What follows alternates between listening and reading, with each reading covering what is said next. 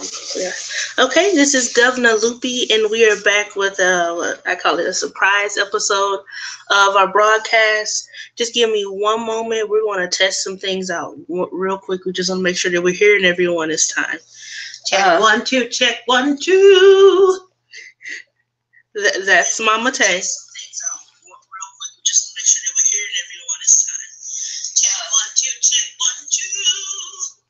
Hey, all right. Okay, so this again, Gov-Na LoOpy, and oops, stop talking to me. All right, there we go. And we have Momma Tay. I call her Momma Tay because apparently there are a lot of people named Tay, and we gotta specify who Tay is. And since she's a mama and she talk like a mama, we gonna call her Momma Tay. That works for me. Okay, so tonight on this surprise episode, we're going to keep it really free flow. We are going to go just full-fledged into dating experiences. Dating experiences. Yes, Momma Tay, dating experiences. And I do my back in the day voice. Back in the day. No. Well, since you were here before the 21st century, this will actually be great because I can talk about my dating experiences, living dating in the 21st century world. She could talk about both. Yes. 20th and 21st century. I can. Okay, so I want to start by saying that in my dating experiences, I think I've dated maybe one person that's not online. Really? Yeah. And I can honestly say that in my dating experience, I've probably only dated one person that was online. What? Yes. What? Yes. We met guys the old-fashioned way. We met them in the laundromat or at the store, or girls never actually date a guy you meet at a bar. It's really telling where that relationship's gonna go. But doing everyday life stuff is how we back in the day met guys. I think that also I fear for this generation because it seems as online dating has made men a little bit I don't know. Okay. I don't want to say the vajayjay word, but you know what I'm talking about. The men are now afraid of rejection. They're afraid of approaching girls. They're afraid. That's what life is about. Life is, you get a thick skin. Life is about moving forward, getting rejected, getting up and doing things again. It's a strength of character. It's a character builder. Everything is not going to go your way in life. And to now have guys afraid to approach women, they use the excuse for feminism. I just kind of think that it's just an excuse. I think that the young men today are afraid to. I've got old men still saying, girl, I want to slap you up with a biscuit, and they ain't got no teeth. They ain't got no teeth. And they short. I'm sorry. Oh, you know what? I am really sorry. That was very mean of me to point out short men like that. Well, if you're short and you old and you don't have no teeth, then it's probably time for you to consider other venues instead of traditional dating. I'm very concerned about this generation's dating, as Loopy and I are going to discuss. We're going to talk about her experiences, and then we'll talk about my experiences. Those are different, but most of all, the lessons that I think that we learned that may help our sisters out today. That sound good, Loopy? That sounds great, Momma Tay. Okay, so here's the sitch. I'm going to take y'all all the way back. We're going to go through a journey tonight. Not a journey, Loopy. Yes, it's a journey. All right, then. I'm Loopy. Okay. So I want to go back to the first real boyfriend that I've ever had. Oh. My mama told him if she saw him touching me ever again, that she would break his fingers or something along those lines. Yeah, he probably deserved it. My mama crazy. But I met him online. Really? I met him online. Yes. It was back in the day. We were, us teenagers were on Tag. I wasn't meeting anybody in school because I didn't talk to anybody, and that's generally where most people met their boyfriends in high school. Yeah. I was always by myself, and I decided that I wanted a boyfriend. So I met somebody online. And that was okay for a while, but we all grow out of our teenage relationships. But from there on, I've only really dated guys online. And one thing that I have learned with men online is they never tend to mean what they say when you first meet them. Right. Like they give, I'm not sure if it's online or offline, because I mean, in my experience, it kind of fits online and offline a little bit. But I've only dated one guy offline, so there's not very much like data to pull from. But in my experience, they never mean when they say, I want to pursue something. For example, this latest guy, jump forward all the way to, from 16 to 24. This latest guy that I was dating, when we first started talking, I could be delirious because it was a day after my surgery that we were talking. I had my tonsils taken out. Can you tell? No, suck it. Anyway, so, and his thing was he could only focus on one woman at a time. He doesn't like to waste time. And I told him nothing about me. I let him talk. This was all him. He only can only do one woman at a time. He doesn't like to waste time. And a lot of other things. So those are the two things that I was focused on. First of all, when you tell me you can't handle more than one woman at a time, that tells me that you're someone looking to pursue something with one person. Right. When you say that you don't like to waste time, that also tells me that you're not going to waste my time. But and I see that a little differently. He doesn't like to waste time, meaning that once he wants to make a decision, he wants to go forward and. If he can make a decision, well, that's the point. Does he ever make that decision? Well, fast forward, we're doing okay, we're talking or whatever, and then he asked for something I can't remember, and I was like, we're not even there yet. We're still in application status. That's something that you get outside of application status once you decided to accept the application or some blah blah something I said. I say blah blah things a lot, okay? And he was like, well, forget about the application. We done with that. And I was like, what's that mean? He was like, well, you could just be mine. I was like, okay, you do know that would be exclusive, right? He was like, yeah, fine. Fast forward less than 24 hours. Less than 20. Wait, how long? Less than 24 hours. Not even a day? Not even a day.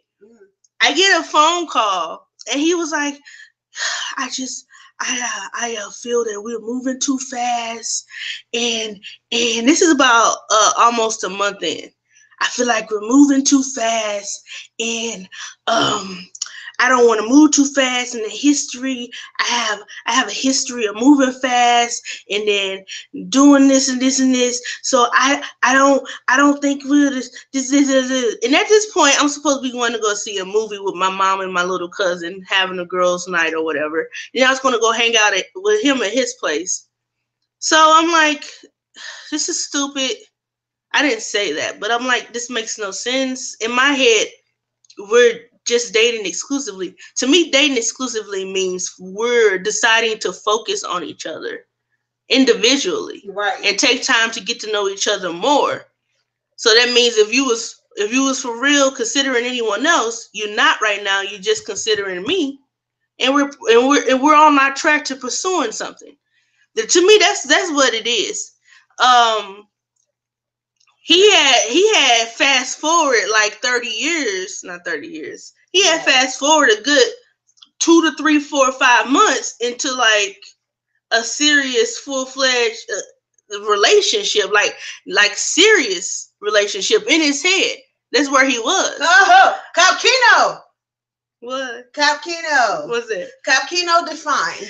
Capkino defined is when a person in their mind acts out an entire scenario as if it's a real story based on limited information.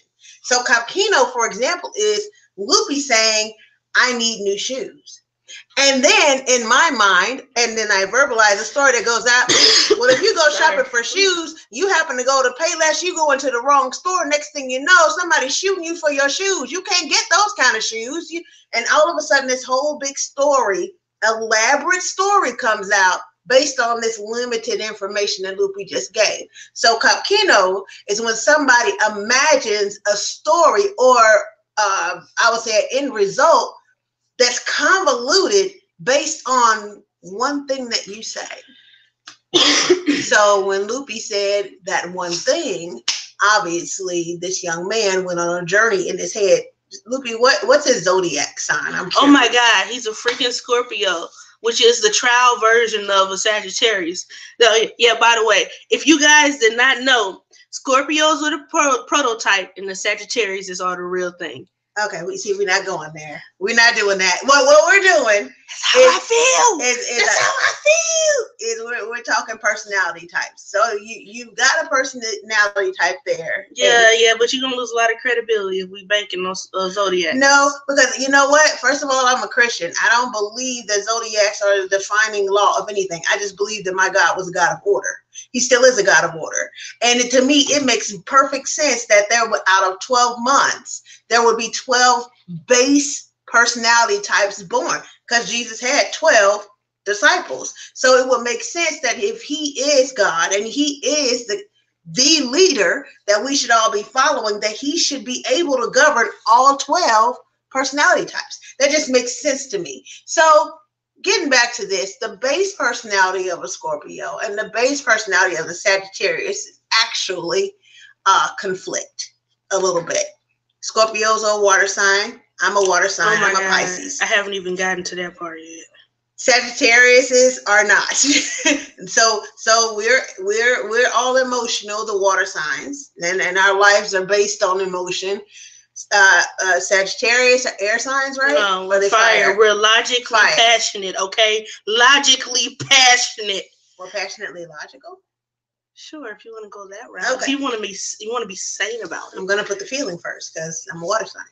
That's the way that works. No, but honestly, so water and fire are exact opposites, okay? And basically, even air and fire at times. But I mean, air and water. All of them can be opposites, but they also support one another. So the truth of the matter is that this is not a bad pairing, but the problem is you've got a water sign that's not very logical, and the base personality of a Scorpio is they like to torment people just a little bit. So they're going to take you on an emotional roller coaster that makes you throw up on every ride. It's not fun when you go like at Six Flags. And Sagittarius, they love thrills. So they ought to tell you something. But they don't like being tormented. Don't play. I'm not going to play with you. Don't play with me. Now, moving on throughout the story. Where was I?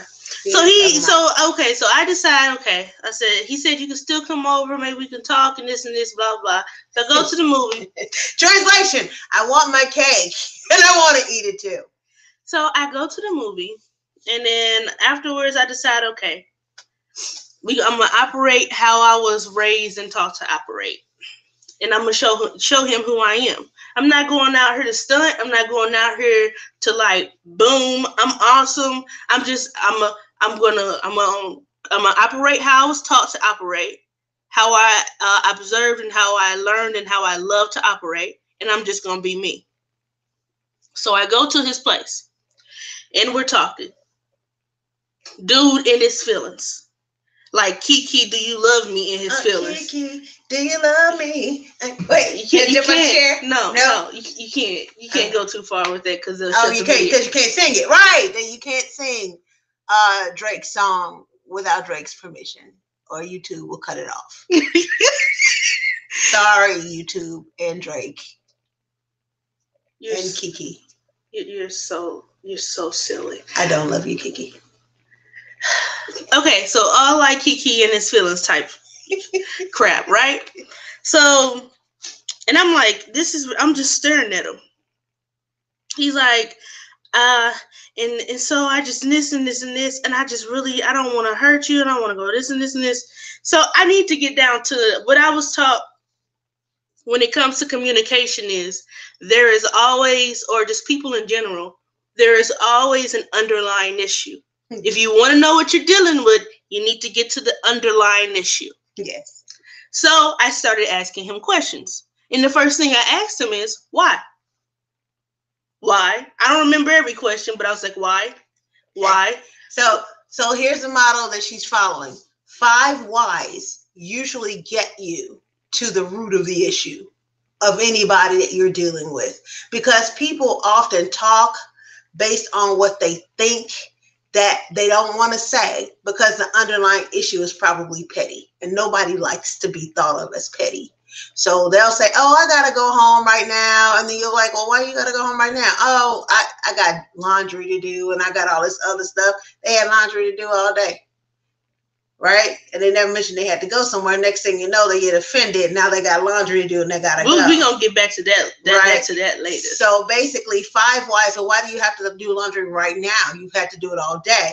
Oh, well, I mean, it's, I gotta wash clothes because you can wash them when you leave later. We have time. Why do you have to do it now?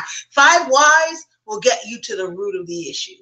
So and he didn't even seem like he knew what the issue was. He was, and I can be naive, but I think I know how to read people a little bit, and he didn't seem to know.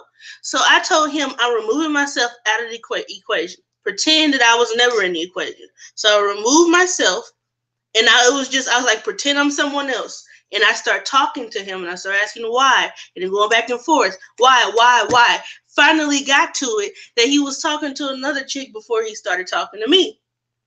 Boom. Before or still?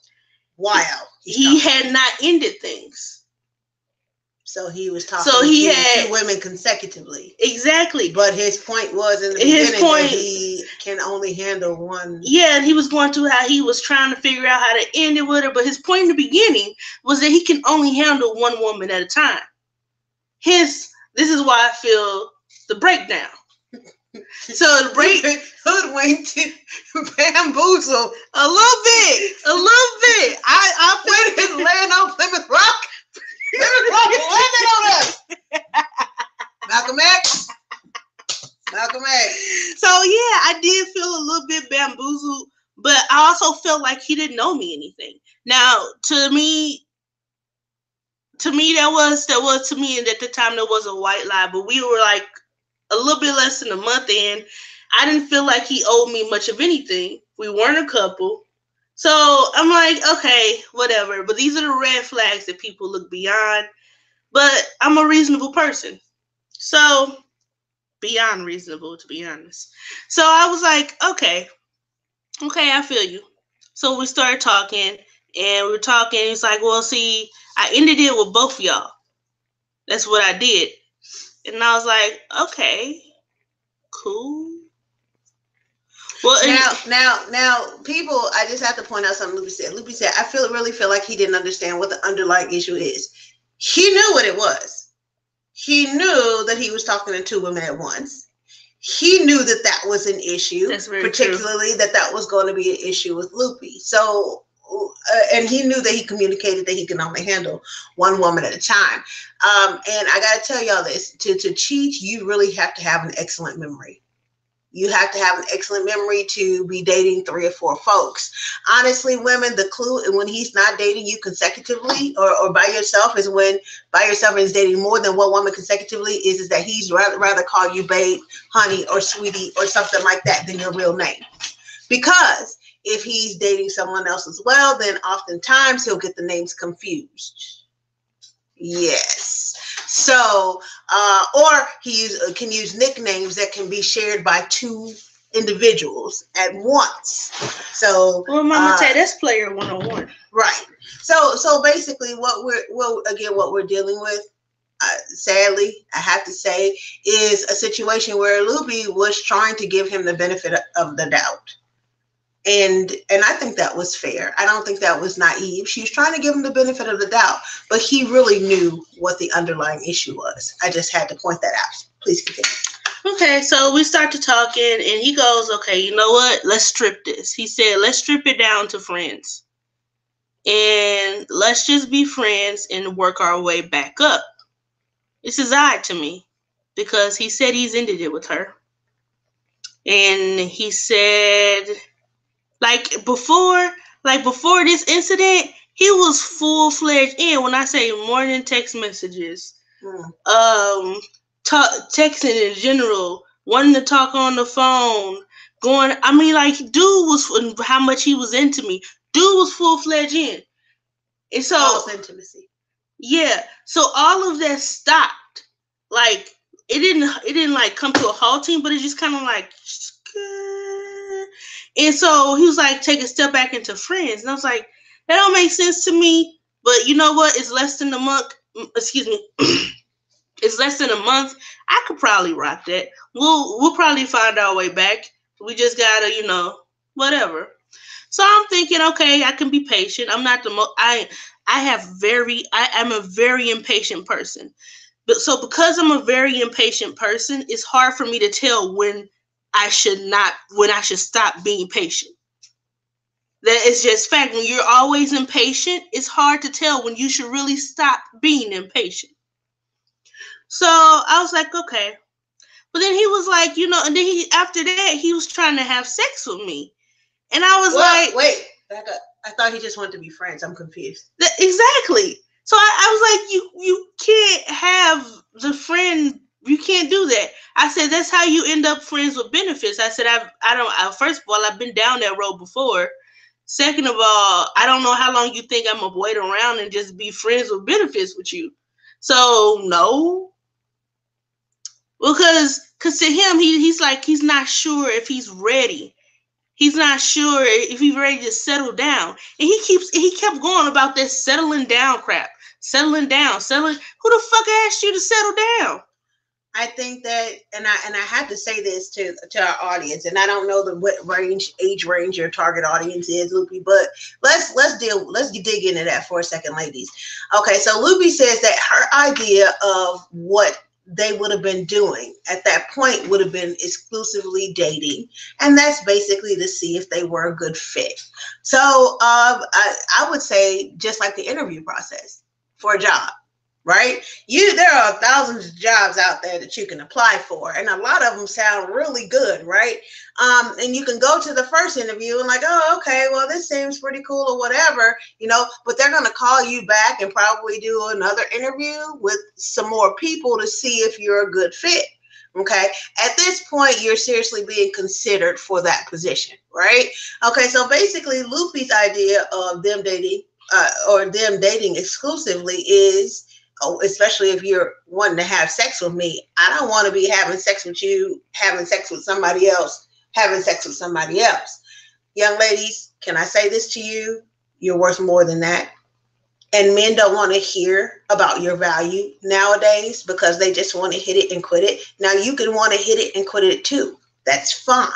But if you don't have an idea to want to hit it and quit it, then you deserve to be solely having sex with an individual so you know who he's having sex with and make him get tested, because AIDS is real. And herpes is the #1 venereal disease in St. Louis, Missouri. Just wanted to put that out there. Let's go back to the interview process. So basically, Loopy said, okay, we're still in the interview stages. She's not talking about being in a long-term relationship at this point. She's talking about we're interviewing. We're basically considering each other exclusively. I'm bringing you back for a second, third, fourth, fifth interview just to see if I'm considering you for the position. Is that fair to say, Loopy? So yes, it's about right. But his mindset, his idea apparently of dating exclusively means that I have already given you the ring, said the vows, and put the ball and chain on my leg. Is that fair to say?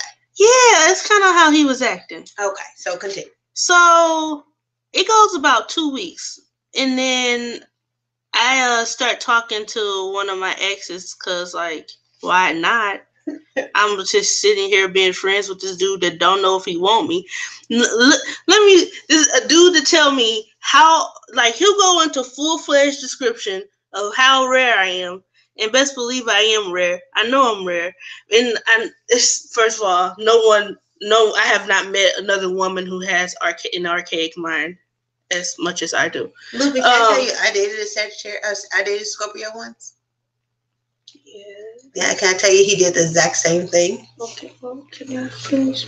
Yeah, I just wanted to say that's a Scorpio trait. Okay, go ahead. Yes, spit that out. Okay, go ahead, handle that. Mm-hmm. So, where was I? So you was talking to an ex because. Oh yeah, so I was talking to an ex. So he was like, I was like, no, we supposed to be friends. So, because it's been a long time since we went down that road. We were just really in the friend zone. And so he was like, you know what? I want to be more again. And I was like, nah. Wait a minute, what? He was like, he wanted to be more again. And I was like, nah. I was like, because we've been down that road like 2 to 3 other times. Wait, this happened more than once? Two other times. With the ex, we had been there 2 other times, not 3.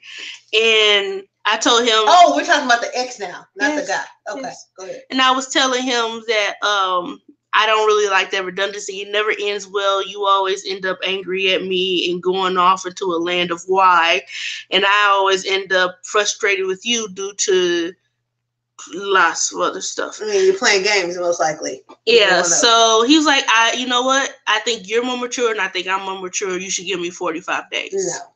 And I said, you know what? Okay, I give you 45 days. No. Then he kissed me and I was like, I'd rather be kissing the other guy I was talking to, which means you ain't it. That was 5 days in. It took me 5 days out of the 45 days to know what I want. Let me tell you something, because I generally know what I want. I knew that I wanted the guy that I was, that did all of the stuff, the less than 24 hours. Gotcha. I knew I wanted him after the first date. Mm. Do I go full-fledged and want me? No. I just know what I want. I know what I want out of life. I know who I want, and I know how I want it. It's just a fact. So I act like I know what I want. And you think he found that intimidating? It's possible, but I doubt it. Okay. Moving on. So then I was like, okay. And then so I 5 days over, whatever. I did 5 days or whatever. And then I was talking to the guy, we're going back. And I was talking to him, and he decided, he was like, you know what? I really think that you're someone that I could really be with. And I was like, okay. Because remember, he put us in the friend zone. I got friend zone. What was going on at the time that he made this assertion? I had just ended the 45-day thing. Okay. Was there anything going on that you were doing that he really liked? Not was really. Was he on an emotional high about anything? Not really. Okay. Oh, he kind of felt like I was so into him that I couldn't be with nobody else. Oh, okay. So that was a nod to his part. Got it. Yeah. Okay. So he said, I was like, so where do you want to go with this? He's like, I want to take it at 1 day at a time. And I was like, That's a TV show. Really? I was like, all right, let's take it a day at a time. So we're taking it a day at a time. Fast forward, let's see. Fast forward, let's just all the way to 3 months. Okay? So you're taking it 1 day at a time for 3 months? A month and a half. Okay. 3 months of my life that I can never get back, by the way. But you know what? There's a lot of things I learned. I was inspired to do a few things. I learned a lot, like what relief feels like. There's some things that I learned. And within that last month and a half, maybe, there was, I'm going back a little bit before I finish. There was some things that was driving me crazy. And I speak up. I'm going to communicate. The biggest issue that I have is someone who doesn't communicate with me, whether or not they don't want to hurt my feelings or whether or not they just don't understand how to. But I make it very easy. I ask. Like I'll ask, what's one thing about me that you feel like I could work on? To me, that's a good way to say, hey, is there anything that I'm doing that's bothering you? Right. So I do things like that. It's not hard to communicate with me. I will bring up a way for you to tell me that I'm fucking up and everything. I do that. It's just how I am. Maybe I communicate too much. But there were he had this issue of making assumptions. And I feel like that's a big part of everything and how it ended. So fast forward to a few days ago, and I'm going to go pick up something from his place that I left at his place. And I get in there, and the first thing that throws me off is I'm getting my stuff, and he goes, "Oh, don't forget your wine glass." Mm. And I said, "My wine glass?" He said, "Yeah." I was like, I don't need it right now. "Oh, you don't want to take your wine glass with you?" "Not really." The wine glass has been there for 3 weeks. So I'm like, "No, I don't need it. I just use it from when I'm here." He's like, "Well, I don't want to break it. You done your dishes at least 2 to 3, 4, 5, 5, hopefully at least 5 to 6 times within the 3 weeks that glass has been there." Okay, wait a minute. So he doesn't want to break the glass. That's what he said. It's a wine glass that he couldn't replace, and even if he did break it. It's from the dollar store, first of all. And my first thought, and it wasn't anything I had to think about. It was like, bam. It was my first thought. You automatically know there's an underlying issue at his point. Exactly. Okay. And so at this rate, I will admit that I am frustrated with him.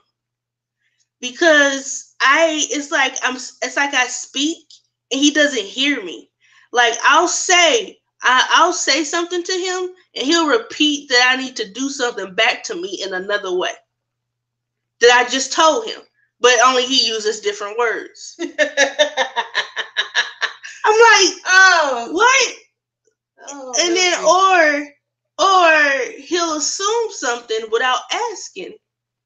And then end up and then I have to explain, and he'd be like, "Oh, well, I'm working on my assuming." When all you gotta do is ask a freaking question. Okay, so what happened then with the wine glass? So he's like, "Yeah." I was like, "Huh." So I turned my head like us black girls do. My head went like, "Huh," like to the side, angled. I'm like, curious. This is curious. So then he's like, he comes up, like, "Okay, give me a hug. I'm about to roll out. I was just coming by to pick up some stuff." And he was like, "Okay." So I give him a hug, and the hug wasn't the best hug in the world because I'm irritated at this point. I'm irritated because I want to know what the underlying thing is about the wine glass, but I was just there to pick stuff up, and we had to go into another serious talk. And I really wasn't feeling it at the moment. Plus, I wanted to think on that to make sure I wasn't overreacting because you know how us ladies are. Yep. So now he's like, "Well, let's try that hug again." And I was like, "Nah, I'm good." And then so he paused and he did a little twitch. And so he was like, "Wait a second. Let's talk real quick."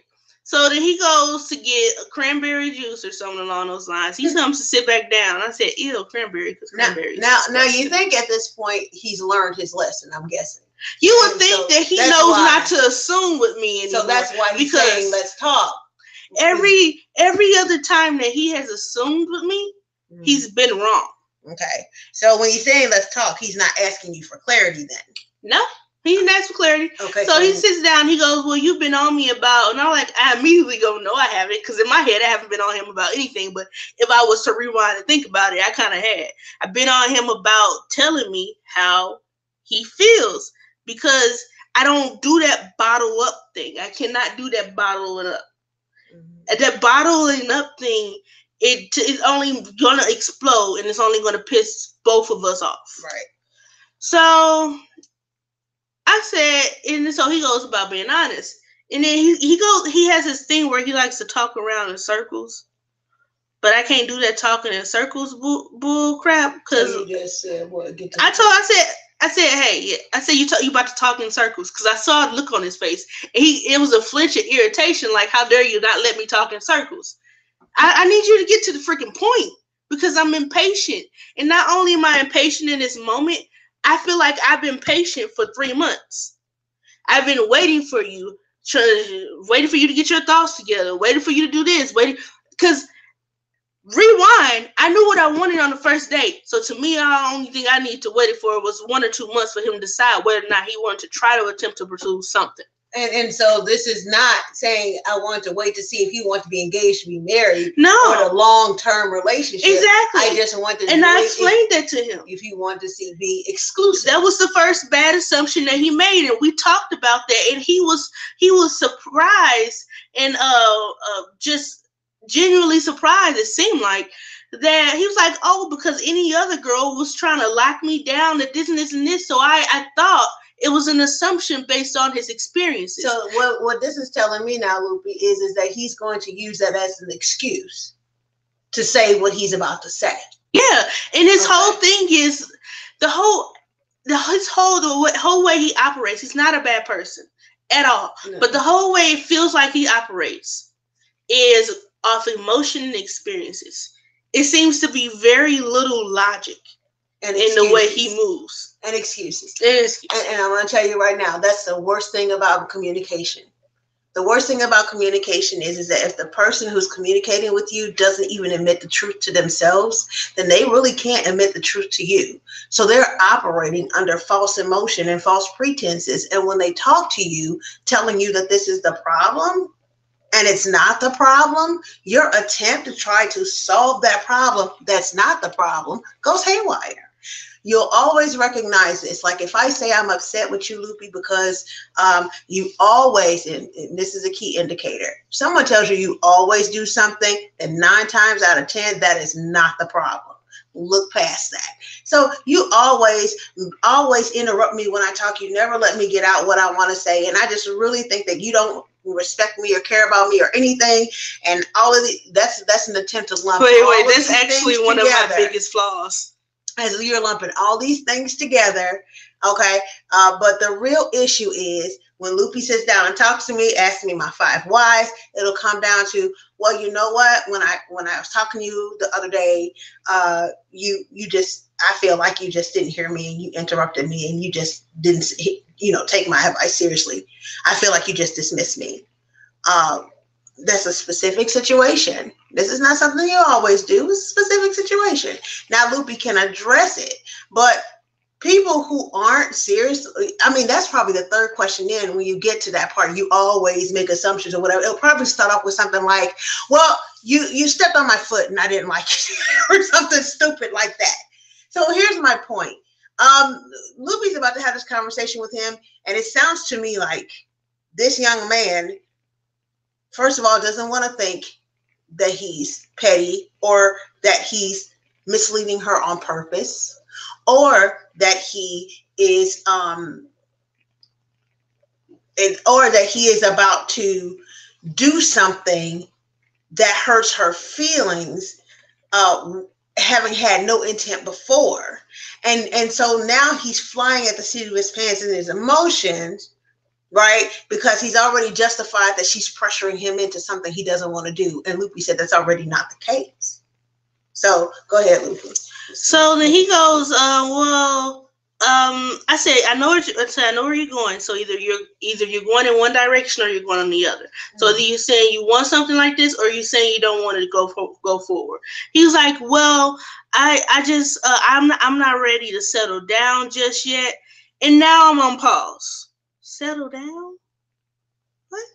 Because he's talking about 2.5 kids and a dog and a big fish. Exactly. We've been going per your words, taking it a day at a time. In fact, just 4 days ago, you were like, what if I had told you in my head we were already dating exclusively because I haven't been talking to anyone else? And he said, what would you say? And I would say that you should have communicated that. Because that's not where I'm at, because I don't know where you are. So if that's where you've been, I said, just because it's in your head doesn't make it real. I said, you could be there in your head all you want to, but to make it real, you have to speak it into reality. Mm-hmm. And he goes, huh, okay. I said, so are you saying that's where you want to go? Change the subject immediately. It is the oddest thing. So it happens a few times where he'll draw around that circle. So then he brought it up. I'll ask him point blank. He brought it up, and so you asked him to clarify, and then he changed the subject as if you just came out. Yeah, and I'll ask him point blank, is this what you're saying? Because if that's what you're saying, let's go, let's pursue it. Let me do this right here.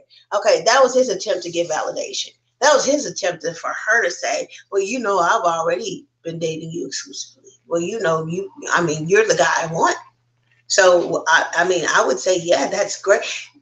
Understand this about Scorpios, and they don't even know it about themselves. Secretly, they like to torture you emotionally. They do. They seek validation. It's all about them. And everybody, honestly, with every person, it kind of is all about them. I always joke with people and say, it's all about me. Not really.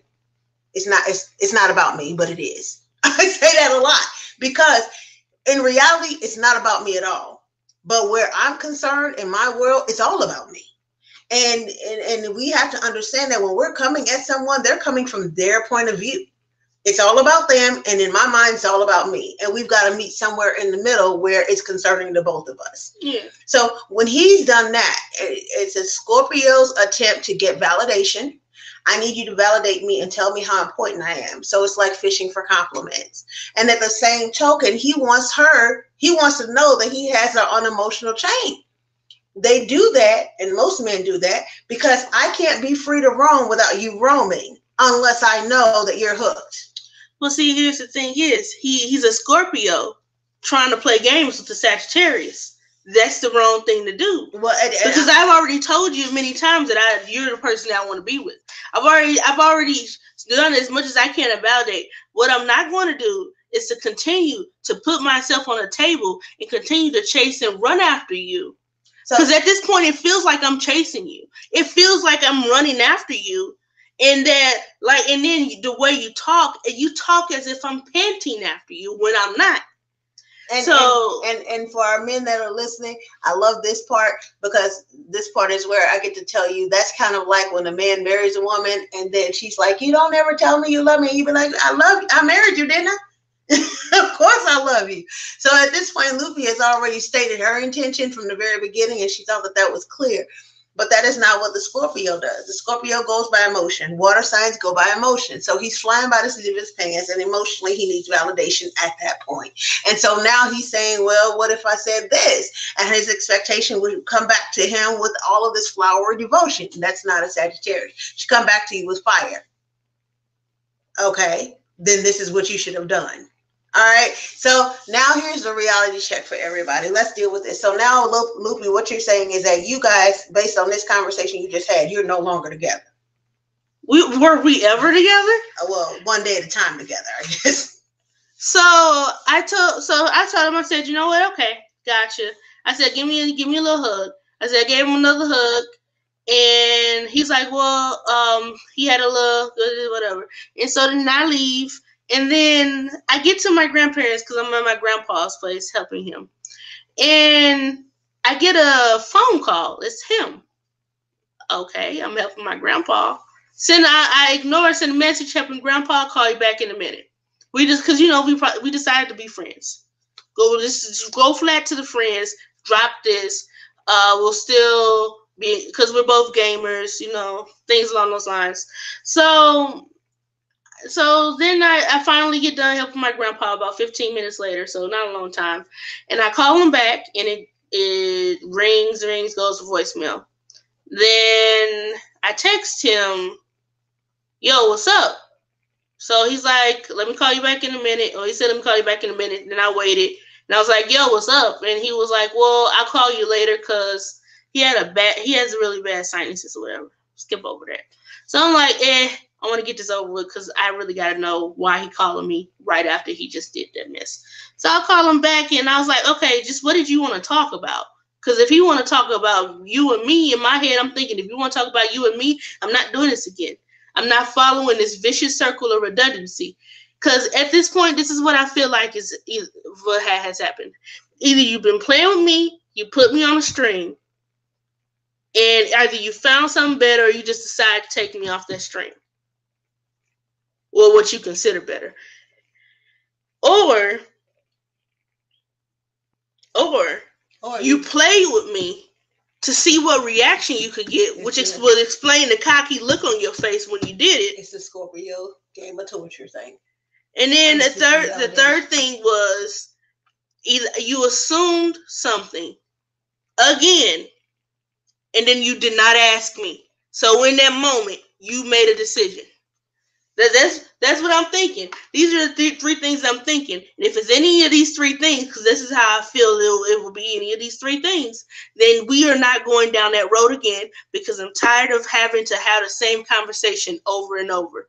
And we've only been talking for 3 months. I'm tired of telling you to stop assuming. I shouldn't even have to tell you at this point. If you operate on emotions and experiences, and that's the way I feel like you really operate, then at least your experiences should help your emotions understand that you should clarify, right? And I'm concerned about the experiences thing. Okay, so I've already told your listeners that I'm a Christian, my belief system, but understand that when we were created in God's image is the root word for imagination. We were actually created to look forward. To learn by doing and look forward, not to learn by what we've already done. Your experience should not be telling you what's coming for you, because what's coming for you may be a different thing, a new thing, something you've never seen before. You cannot allow what happened behind you to dictate where you're going to go. And if you do that, you're going to constantly run into because in your perception, since you're going to keep running into it, you're going to make everything into what you've already been through. In your mind, you're looking for one little thing to even hint at you're back where you were, to use that as an excuse to say, this ain't gonna work. I've been through this. No, you haven't. This is a new thing. This is a new person. This is a new situation, new circumstance. Stop allowing your experiences to dictate your future. That is going to always lead you to depression and to being by yourself. Because the truth of the matter is that every person is an individual. And even if some women do something similar, that doesn't mean that they're the same person. Okay, Loopy, I'm sorry. Go ahead. I will pause a little bit. And thank you, Mal, for joining us in the chat. I think that's how you say that. And he asks, or he or she asks, what is the meaning behind my username, Gov-Na LoOpy? Well, here's the thing. About some time ago, I got a PlayStation 4, and I couldn't think of a name. And I was like, what's one good way to describe me? It was like crazy. I was like, I don't want to go crazy. So then I went with LoOpy, right? Then about a month or so ago, I started my blog on WordPress. I have been blogging since I was 16, but I just decided to get a WordPress. And one day I was just goofing around. I was like, Gov-Na. So I really like it. I really like it with an English accent. I do. Yes, I really like it when I hear that. So then I was like, ooh, I'm the Gov-Na. So then I was like, Gov-Na LoOpy. And you got to say it like that. That's why it's Gov-Na. Not governor. No. It's Gov-Na. Gov-Na. Gov-Na. I'm the Gov-Na LoOpy. So I'm not making fun of anyone. I just really, really like the way it's said. Okay, so what are you the Gov-Na of? Loopy Land. Okay. All right. How many residents are there in Loopy Land? So far, just one. Got it. So on my page, it'll go Gov-Na LoOpy, a Loopy Land dweller. And on my blog on WordPress, the whole title is, I think it's Loopy Land at the top. Okay. So yeah, I'm the Gov-Na LoOpy Land, to answer that question. Okay. So Gov-Na, let's get it back to the story thing. Okay. So back to the end of the story, I tell him, he was like, well, I was like, so what you want to talk about? He said, well, I wanted to talk about us. Flag on the plate. Flag on the plate. What is this us you speak of? What game is this again? What is this us you speak? He's like,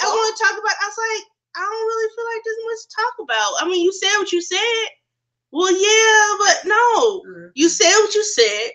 I don't want to keep going in this vicious ass circle. So either he wanted you to sit down and talk him out of his assumption again, or, and it sounds like that's kind of what he expected. Yeah, because he said, I didn't know you had to leave so fast. Then why did you walk me out the door? Why didn't you say, hey, do you got time to talk more? None of this. You made the assumption that because I was dropping by and picking something up, because I was walking by and picking something up, that, oh, I had to leave. Or is it buyer's remorse? Is it all of a sudden, I'm just so sorry I just did that. Let me try to see. I don't. When he said talk about us, I didn't know what direction he could have been going into. Okay. So he could have been going in a total different direction, but to me, there is no more us. Right. There's no. Was there ever in us for real? It's how I feel. It's like I feel like most likely not. And I'm gonna be honest. Over the last week or 2 weeks, maybe a week, he would have felt it. It was tension building. And it was tension building because I was losing patience. I was losing patience with what felt like a game. And it's just like I'm hanging on this string, waiting for him to make a decision because in my mind, I've already made my decision.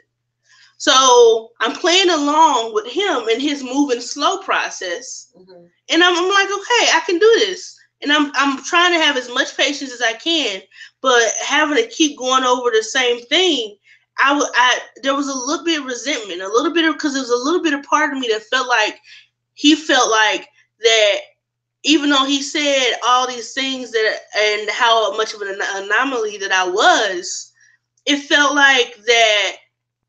I guess if I don't find anything else, like we could be together. That's kind of how I felt. Feelings aren't fact, but that's how I felt. And I felt like I just feel like it was like maybe 70-30, 60-40. Or that he was finding reasons not to be together, but he wanted all of the benefits. I just feel like, honestly, no, I just felt like I was hanging on the string. And I felt like it was 60-40 that I liked him more than he liked me, or I wanted to be with him more than he wanted to be with me. And so I was getting a little frustrated, and that came out. But I always I always try to express the frustration, to squash it. I always try to communicate, or I always try to compensate a little bit. But he took that as you rushing him. It could have been taken, but because I was getting impatient. It's like, because to me, taking it one day at a time, I don't like that. I don't like hanging in the air.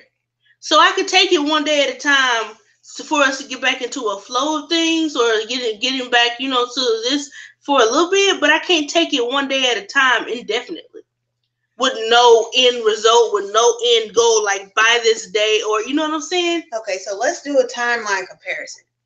Back when I was actively dating in my 20s, since you're 24, we'll take it to, I became actually a Christian at about 25. So I stopped actively dating for 10 years. So let's take it to between 20 and 24, actively dating. During that time, you did one or two things, actively dating. Girls either dated you for a while to see if you were a good fit before we gave up the goodies. We were not the hookup generation. That's not to say that we didn't hook up. That's just to say that if you were a hookup generation, if you were in the hookup, everybody knew where they stood. You knew that this was a hookup situation. You knew when I was at college, the guys had girlfriends at home. They would hook up with someone on campus. You understand that you are not my girlfriend. You are my campus girlfriend.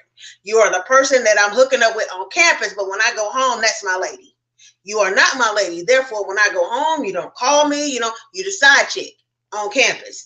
You understood that, and you either abided by that or you got severely embarrassed. Okay, this is just coming from the female perspective. So sometimes you just hooked up. Okay, sometimes you were the campus girlfriend, or sometimes you met somebody that you can seriously consider a relationship with. In those cases, we did not jump in the bed right away with these people. We kind of held off. Right. We kind of courted a little bit just to see if you're really serious about me or you just want the punani. Because if you just wanted sex, then, and here's the thing that irritated me in college is that they would say, I want a relationship. And then some of the girls will jump into the sex thing because they say, I want a relationship. And then the next day, it's like, I just want the draws. Why did you lie? You know, because see, girls, there were girls that they'll say, okay, all you had to do was just say you wanted the draws because I don't need you in my life. It could have been a hookup, but all you had to do is communicate that that's what you wanted. But because he assumed that was what she wanted, then he decided to let her give her what she wanted to hear. Guys, you know that story back in the day. Okay, so now let's jump down to this generation. This generation has made the dating process extremely confusing. Okay, everybody is hooking up on the first night. So you don't know if this is a one-off, if this is a friends with benefits situation, is this a we're dating situation, is this we're dating exclusively situation? And if you are not very clear in your communication, then you're going to have all kinds of assumptions flying around at this point. Now, what LoOpy is saying here, that she was very clear in her communication. For us, the clear communication was, if you're not getting the punani right away, you know that I'm considering you seriously. That's kind of what that was. Now, LoOpy's situation is, hey, you know, this is something I decided to communicate. I made sure the floor was open with communication along the way, but this generation likes games. So they don't want clear communication. They want to be kept guessing. They want drama because y'all are growing up with the Housewives of Atlanta. See, I cannot operate like that. I'm too direct of a person. I will tell you what I want. All you have to do is ask. I have no problem. Even if I feel like it's going to hurt your feelings, I'm still going to tell you. And let me explain the importance of communication in any relationship. Here's the deal. And guys, you're going to think I'm kind of being, when I tell you my current situation, you're going to kind of think I'm being probably a hypocrite, but I'm really not. Here's the deal. I was married and we stayed married. We dated for 2 years. We stayed married for all of 3 months. If that, then we separated. We were back and forth in that separation until December. By the end of that year, then we're getting a divorce. We got a divorce, and then comes the friendship, supposedly. And now, and I didn't say supposedly, I said supposedly the friendship. And then back and forth the friendship. Now you're talking about me being considered with another relationship with another guy. Now all of a sudden it's, I don't want the friendship. I want, you know, something else. And so now we're going back and forth into this thing. Guys, let me tell you something. At this point, what LoOpy called redundancy is called a vicious cycle. You don't want to give up what you have until something better comes along. Really, that's what it is. And so instead of just letting that person go or being friends in actuality, and yes, guys and girls can actually be friends. I know they say you can't, but that's just a guy who wants to be a hoe, or a girl who wants to be a hoe.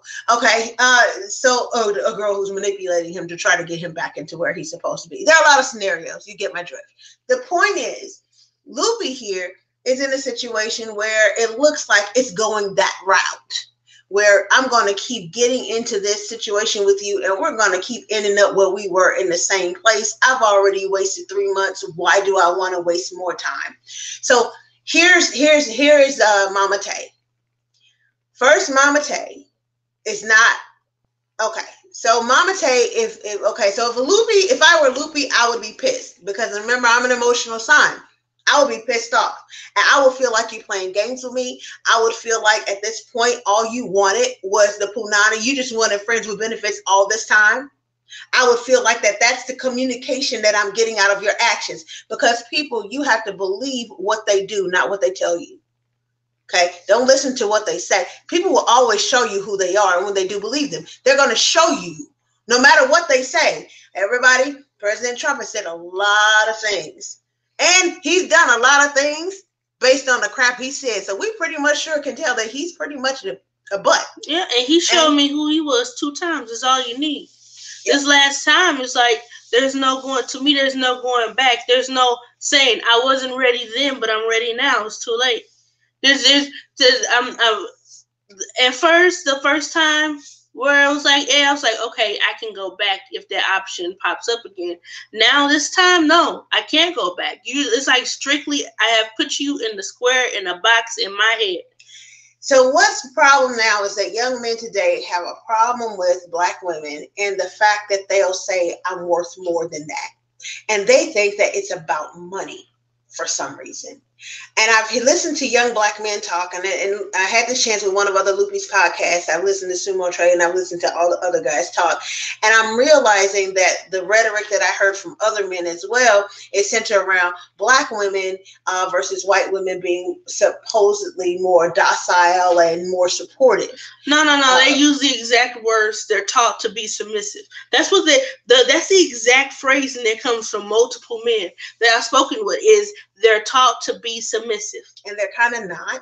Also, the bottom line is that when we're dealing with black women who have for centuries have been degraded, and not only for centuries been degraded by white males, but by society. We are taught from birth that we're ugly.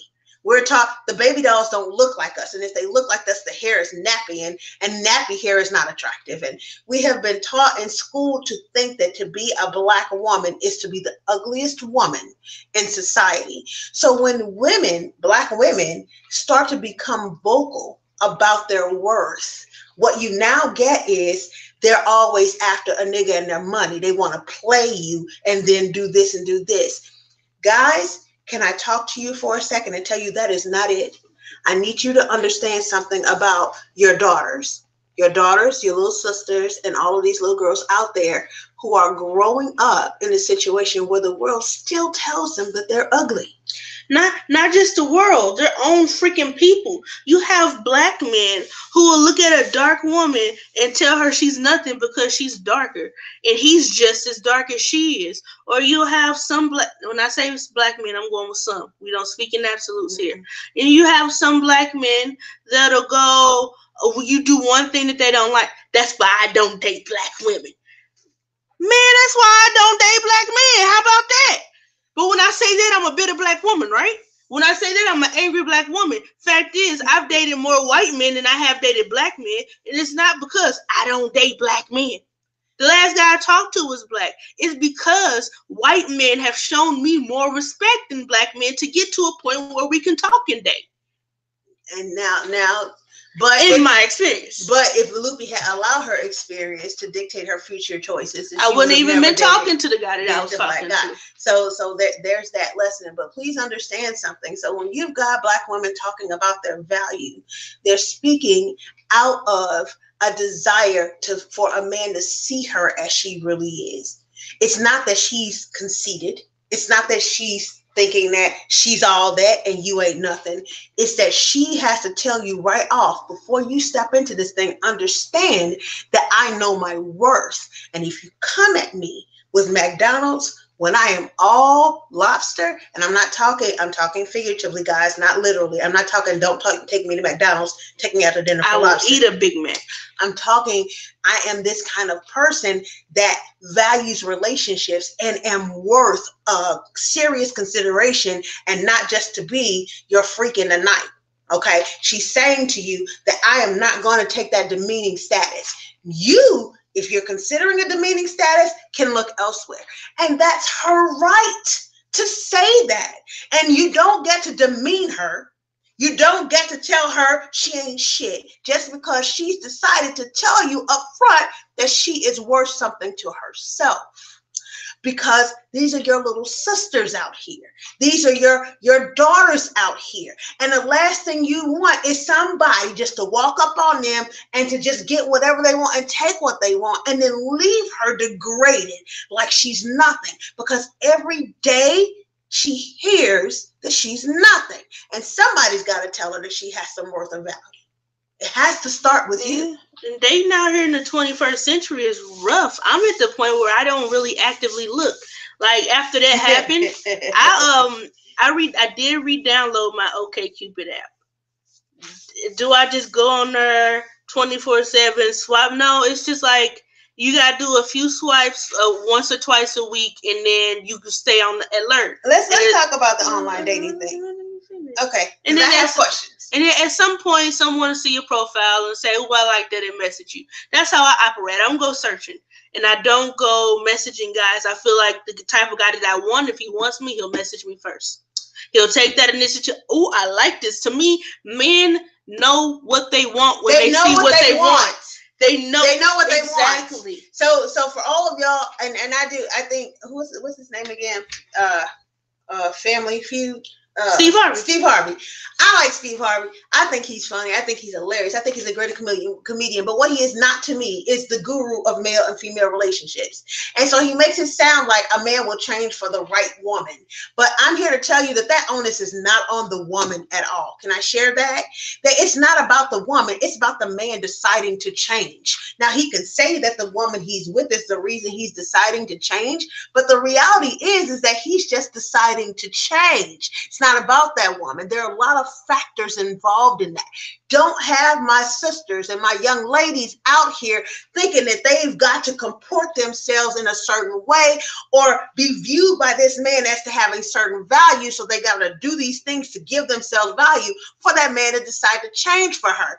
Woman, if you meet a man, you better expect him to be the same way he is tomorrow. If the criteria for you to have a relationship with him is that he must change, leave him alone. That's not fair to him. Either you accept him as he is, all of him as he is, or you don't. And if you don't, you let him alone for a woman who will accept him as he is, because that's not fair to him. Brothers, if you're trying to look for a girl that's going to be sculpted like clay, can I tell you that you are not Pygmalion? This is not about a Pygmalion story. This is not where you get to sculpt the perfect woman and then she comes to life. Ain't no God from Greece gonna come down and breathe into her and make her your wife. That's not going to happen. You don't get to sculpt her. She's coming to you already who she is. And if you don't accept that, then get to step in and find somebody else. I am sick and tired of you all trying to change people into the perfect person for you. There's never going to be a perfect person. Can I put that out there? And the people on Facebook and on Insta who telling you they found a person perfect, they're lying. They lying. It's 80-20, baby. Everybody, you're going to find up to about 80% of what you want. And it's going to be 20% that's not what you want every time. So don't leave the 80 to find somebody that's 20. And I was honestly willing to accept it. I was like, okay, I listed in my head everything. And I was like, you know what? It's about that 20%. That 20% that I didn't want was assumptions. And not listening to me well. I had to think hard for that. Those are the two things. So that's what, in a lot of times when it came to it, any of the two times that he did this, he pulled a full 360. Like he'll text you the day before, I miss you, and then the next day, oh, I'm not ready to settle down. It's a total 360, and you don't expect it, and it hits you kind of a little bit out of nowhere. And can I tell you that he was responding out of emotion? So 9 times out of 10, he felt the tension in the relationship, felt like it was going into a bad place, and wanted to stop it before it started going into a bad place. I feel it. And he probably wanted to preserve the friendship so that the relationship wouldn't take a bad turn and it end badly for him, because my guess is that Loopy probably supported him in a lot of things that he wanted to keep that going. Okay, so here's my thing for everybody that is in these relationships or in this fly-by-night stuff. Can I tell you that the thing I hate about this generation and my own is y'all weakness was sticking to it. We some punks. Can I tell you that? My parents and grandparents stuck through some stuff with these people. You talking about multiple cheatings and women. I know. I don't want no cheater either. You hear me? I don't want you giving me no disease. I don't want you treating me like I don't have value. And yeah, if I've been married to you for 13 years and you still hoeing, no, we don't have anything to say to each other. But one mistake, one mistake, I can forgive. One mistake, I can forgive it. Now I'm gonna be real with you. I'm not the perfect person either. I'm gonna tell you, I get my mulligan. You make one, I make one. we gonna have to live with that. Now that's me, because you have to have the understanding that when you do that, how that feels. Here's the problem that people have is when they commit the sin, the expectation for forgiveness without accepting reciprocal action means that they don't really know how that feels, and they're more prone to do it again. Well, see, now either that's going to cause more damage and it's going to be irreparable, or both of you will operate in a greater understanding. Now you can approach it however you want to, but the bottom line is forgiveness is the key. You have to understand that if you're going to be in a relationship, you're going to be in a relationship. That means that you're going to fight for what you consider all of these things that are value in the first place. That's what you started dating this person in the first place for. So you fight for that. And if it's not worth fighting for, get the hell away from me. You have to understand, we're some punks. Our grandparents and grandparents went through some stuff. One of them got knocked in the head with a skillet. Look, but they stayed together. They stuck it out. And they were married 60 years, and that's just the way it was. Nowadays, one or two things, all of a sudden, I don't think this is going to work out. But you don't fight for anything that you don't actually have. True, we didn't actually have anything because he never really wanted to confirm anything. And then the truth of the matter, that also is a punk way out. You understand what I'm saying? The punk way out is, I just want to see, let's just be friends. Okay, being friends means we ain't fucking. Can I put that out there? To any of you men out there, no, this is not a friends with benefits situation. Because if I have you as a friend with benefit, understand something. You will never be anything else but that to me. Is that clear? This won't be considered as a relationship later. When I operate under friends with benefits, that means that's all we ever gonna do. Okay? And 9 times out of 10, with any female, you will always be what did the comedian say? A penis in a glass case? Did he say that? You will always be a penis in a glass case. You think you being a friend to her waiting for your turn, but no, you're a penis in a glass case, because you have to understand that at the beginning you start off as friends with benefits. You are in the friend zone, even if you screwing. It doesn't matter. Now, if you step out of that friend zone, y'all have a relationship later, then you were always that to her. You were never a friend with benefit. Now, she may have been that to you, but you have always been something more to her. Women just don't operate that way. Either we want you or we don't. And I've run across a few women online and be like, it's a lie. We can't operate this way, or I can operate this way. I can just have sex and build no bull. I'm calling full-fledged bull. You can't. You cannot have him as a friend and have sex with him and just keep operating like that and keep that separate. You can, but there are rules. You can. I did it in college, and I did it in college for 2 years. I did it in college. But there are rules. The rule was, first of all, we don't spend the night. We don't cuddle and we don't kiss. I don't know where your mouth has been.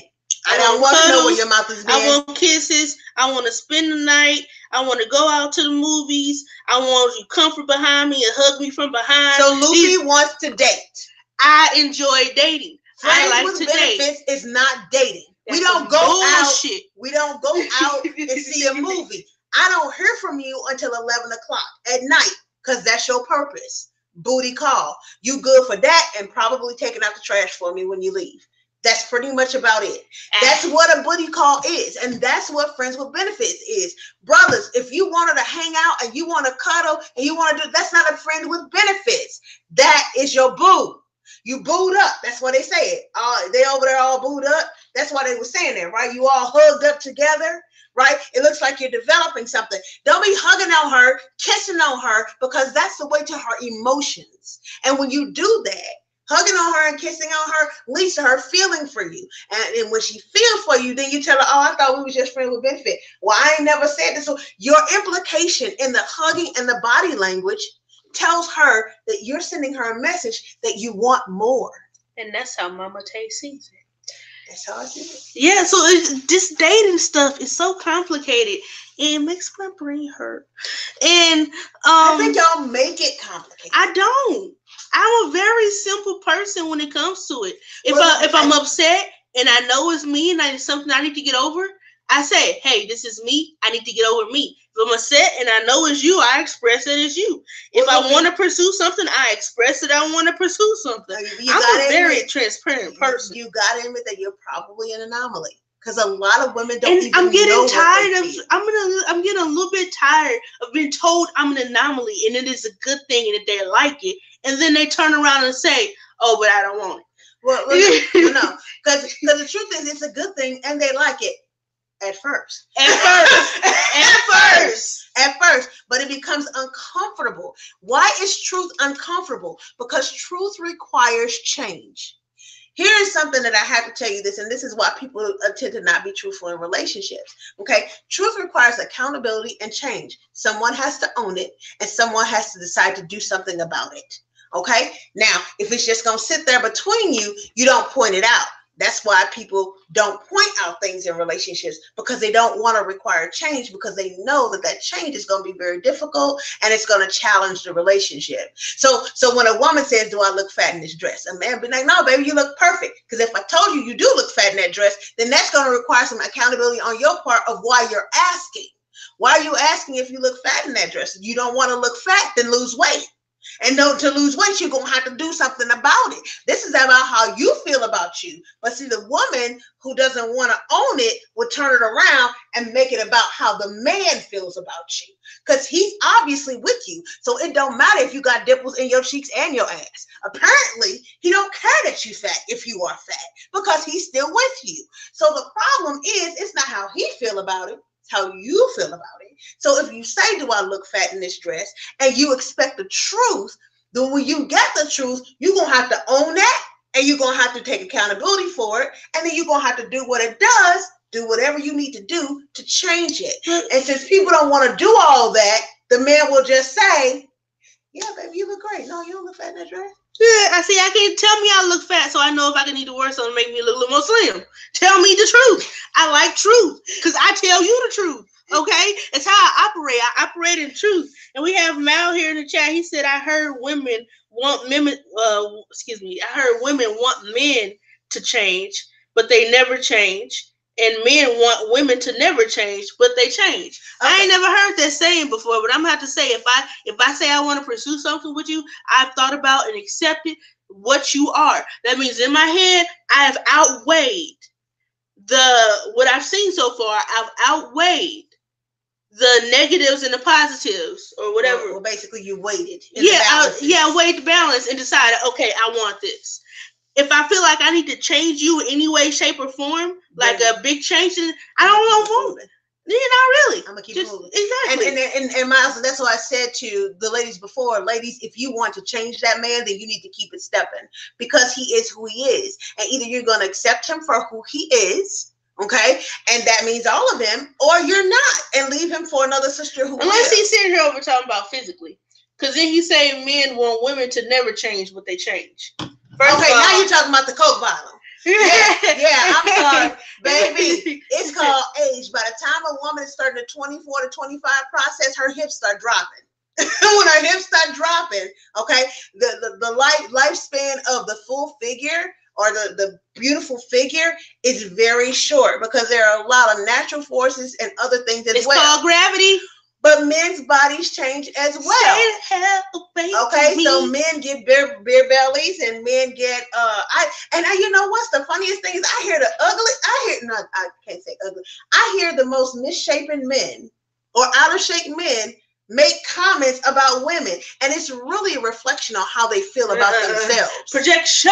They're projecting how they feel about themselves. So the reality is that if you value who you are, and if the woman values who she is, mentally and spiritually, it's going to start to show also physically. Men show a woman that she has value, she's going to want to be her best. And that's the way I feel about it. Now, some women, that may not be the case, but for me, a man that values me and tells me that he values me and shows me that, because I'm the emotional sign, remember, I respond by continuing to keep myself at my best, because I am worthy of that treatment, and I want to keep that treatment, I feel. Now, some people that's different, but the bottom line is that change, it's going to happen. Our bodies change every 7 years. In fact, if you don't change, you don't grow, then you become stagnant, and anything stagnant is dead, right? So everything is changing. And I think that we just have to accept each other as we grow and change. Loopy, didn't you have a podcast about growing together versus? Yeah, that was the last season, last episode of the last season, I believe. It was evolving together versus growing apart. Right. And it's where you understand that you can grow and evolve in different directions, but you need to evolve overall together, because if you don't, you're going to grow apart. Right. I can't be growing and then you just stay the same all the time. At some point in our relationship, we both have to grow. But see, that's where you lift each other up. You don't just sit there and look at a plant and say, grow, plant, grow. Sometimes the plant needs to be watered a little bit, and it needs that support. It needs for you to say, "Hey, I got you," and then the plant be like, "I got you too." But it's just like accepting the fact that if the plant only grow a millimeter, you're accepting that plant for who it was or who he is or who she is. You know, that's really what we're getting into about relationships. Dating now, I think, is more challenging back in the day. Let's touch on online dating real quick because I know our time is limited. So Loopy kind of made this assertion that her online dating experiences, most of her dates, except for maybe one, have come from online. Mm-hmm. And most of my dates have come from real world encounters versus online, which I've had one. And I want to put this out there that there's actually no difference really in the quality of people that you meet online versus real. I know people in my generation would tell you that there is. That's why it's all crazy out here, because you're meeting these people online, you're meeting the rejects. No, that's really not. It's just the platform today, because people understand that if you meet a person in the bar, you might go home with an alcoholic. That's really not your intent, to settle down with an alcoholic. If I meet you in the bar, 9 times out of 10, I'm doing it to kick it, and then I'm going about my business. You know, there are certain venues where if you meet somebody, 9 times out of 10, it's the setup for a casual relationship. So that being said, people are taking to online dating. Now, I want to make this clear. The couples on Facebook and Insta and all of this that project and say we're the perfect family, the perfect couple, are lying to you. Don't believe that they don't have problems, whether they met you online or not. But when you see this online and your assumption is that because it's going to be this way, and it's not that way with the online person you meet, then you've made the mistake of assuming. Nobody's relationship is perfect. So please stop thinking that. So back to online. Loopy, how is that working for you? How would you say your online dating experience has gone? Let's do a number rating system. Number one, it's the worst thing that what person should ever do, and they should probably consider revamping it, changing it, or doing something else. 1 being the worst and 5 being the best. And 5 being the best. Man, I go with 4 because I mean it's all I know. For real. I mean, with these vanilla date, when I say vanilla, I mean stepping outside of a certain lifestyle. These vanilla dating experiences that I'm having outside of the BDSM community, it just honestly makes me want to go back to the BDSM community, and that's just because at least everybody was mainly straightforward. Well, like in the beginning, yeah, everybody lays out everything that they want. And if it goes in line with what they want and you want, it's like, okay, cool. And it was a direct communication of, I understand this is my role and you understand that's your role. And I don't step on your toes and you don't step on my toes. But I think the problem with that is that sometimes the motives behind why people were the way they were was very different. Sometimes, yeah. And that affected the other person's role. And mainly the St. Louis BDSM scene is just like, it's really, it transformed into the LBTQ. LBTQG? GQ? I think it's LBTGQ. That, and sometimes why? Oh crap, that was bad. I have nothing against anyone who's gay or I don't either. bisexual. I just think all of these distinctions are just silly. People are people. You like what you like. Yes, it's too much for me to remember. Classifications are just a way to put people in a box, and I don't like boxes. So I have nothing against it. It's just like it either became that or like a poly type community. You were either you were in the LGBTQ or whatever, or you were in a poly type thing. And it felt like it became a requirement. Like if you're not this, then what are you doing here? I think this online thing, guys, has kind of made people freer to pursue their what did that lady say that was? When we were talking about the people dressed up like mermaids that time, she said, "You're what shaming? You're that's their Kink shaming. Was it kink? Yeah. Or was it different? It was a word that means no, kink. no, it was kink shaming. Kink shaming. And can I tell you, that's the funniest phrase I've ever heard in my life. Kink shaming. It has made people more free to pursue whatever they feel that their kink is. But I think just like with anything taken too far, it's gotten a bit ridiculous. And I'll tell you what, there is merit to meeting people face to face. There is merit to getting to know each other out of real life situations, you know, basically, because meeting this person at a certain place kind of tells you a little bit about who you met automatically right off. So, and there are assumptions, of course, which is why you know, talk and get those things out of the way. But to say that the online community, with all of your categories and all of your ways of streamlining what I'm looking for and all of your ways of probably creating a more efficient process, when people lie, it messes up the data. It messes up the process. Yeah. The data has to be accurate for it to work. And the problem that you have is people are not accurate. So instead, now they've got catfishing and they've got all of this other crap going on. Ain't nobody got time for them catfishes. And in these games, because the data is being misrepresented. Don't y'all know that catfish are like the trash of the ocean? No, I think you're talking about lobster, the cockroaches of the ocean. Yeah. Like you a cockroach, you know that, right? Like that's some messed up stuff. No matter what you feel a person has done to you, to take them and to play with them and make them feel loved, and with the plan to strip all of that away.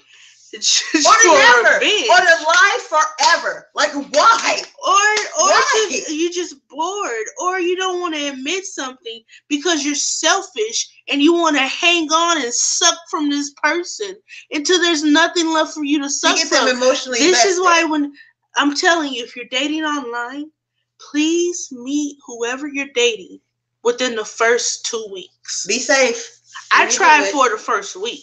Be safe. Like the last guy, the only reason why I didn't meet him in the first week is because I had just gotten out of surgery. Like, just got out of surgery from getting my tonsils taken out. And decided in my whole delirium under heavy medication, I'm bored. Let's go on OkCupid. Well, and keep in mind, though, that be safe anyway, whether you meet a person for face to face, or because people are crazy and they hide the crazy well. And it doesn't come out till you poke the crazy. So understand that, you know, safety is always an issue. I'm crazy, but I'm gonna tell you I'm crazy. Like, it's not gonna hit you like blindly. Every time I tell you I'm crazy, I'm preparing you for when you see it. But I'm talking about murder you and your kids and wear your head as a hat crazy. That's or you know, since St. Louis is the highest for sex trafficking or human trafficking in general. So please be careful with that. So coming back to the dating process and dating online, Loopy, let's take it a different direction. Have you ever read a romance novel? Oh yeah, my favorite author is Kristen Ashley. She's the best author on this here planet. Hey, she has a lot of series. I thought your favorite author was that Christian author, Shantae James. I thought that was your favorite author. Okay, Kristen Ashley is my second favorite author on this here planet. She got multiple series that I read over and over again. And I had to stop doing that because I got to check. I'm Shantae James, y'all. That's why I did that. Okay. So, all right. So Loopy, you've read romance novels. Would you say that romance novels and romance movies or whatever have impacted the way you think about relationships going in? I would say the type of romance novels that I read, simply because I picked them for a reason, and I can't read it. Like, I can't read a romance novel where I feel like it's a weak male character. I can't. I read what I like. So it hasn't told me what to like, but because I know I like a certain thing, that's what I go towards when I'm reading romance novels, and that's alpha male characters. Now, did you have to find that one book that dictated exactly what you like to say, yes, that was what I like? Not really. And then, or did you already know what you like before you read any book? I know what I like because I grew up with my grandpa. I grew up with my uncles. I grew up with my dad. And not to say that I want to date them. It's just like, to me, they set an example for what men should be. Mm-hmm. And I grew up around alpha males. Yeah. It's just a fact. So anything that's not, to me, don't be offended. It's just like, to me, you're weak. Which is why that BDSM exactly, which is why I could go into something like a dominant sub relationship with the differential of a brat, which to me is, because there you have your slaves, and then you have your slaves, and you have your regular, and you have your brats. Generally, if you're a slave or you're a brat, in my opinion, you're for that 24/7, which means it's not just about sex. A lot of people get into it for sex. It's not sex; it's a lifestyle. This is the way I want to live my life. So I can get into it with not the slave, because the slave is blindly following everything, and yes master, no master. First of all, that ended like how long ago? Slavery? Yeah, 200 years. 200 years ago. I'm black. I don't call you master, and I'm not saying yes master, no master, sir master, whatever. It doesn't work for me.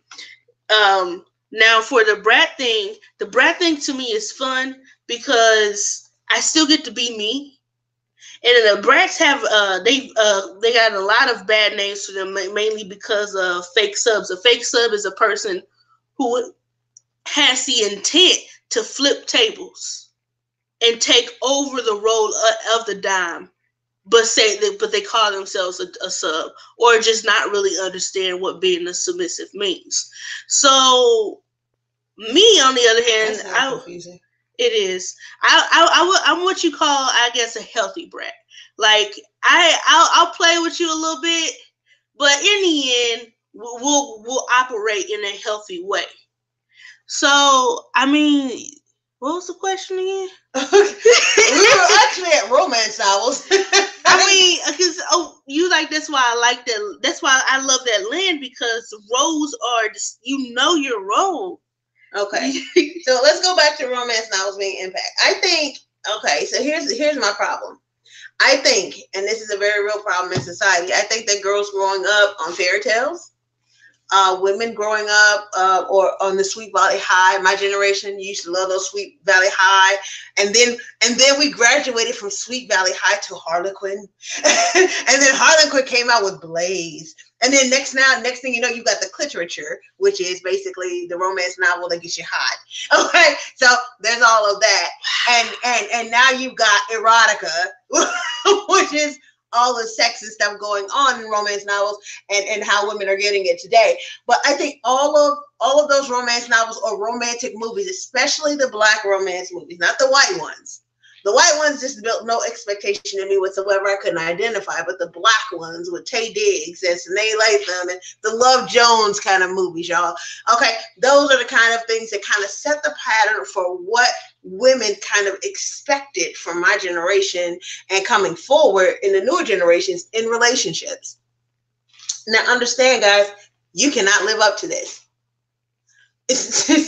Ladies, he's not going to live up to this. It's impossible. I basically told Christian Ashley, also one of my favorite authors, that, that you've ruined dating for me because I'm looking for this guy. I'm looking for tact, and I'm looking for all of these other male characters that you have that are alpha male characters out there, and they are so few. So a lot of the last one you read, huh? No, I've read several. But no, I'm saying was the last one that you reread. No.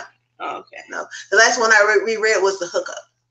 I just reread that one. Oh, why though? Because I like her books. Anyway, so back to what we're talking about. The point is that men will never live up to this image that we have.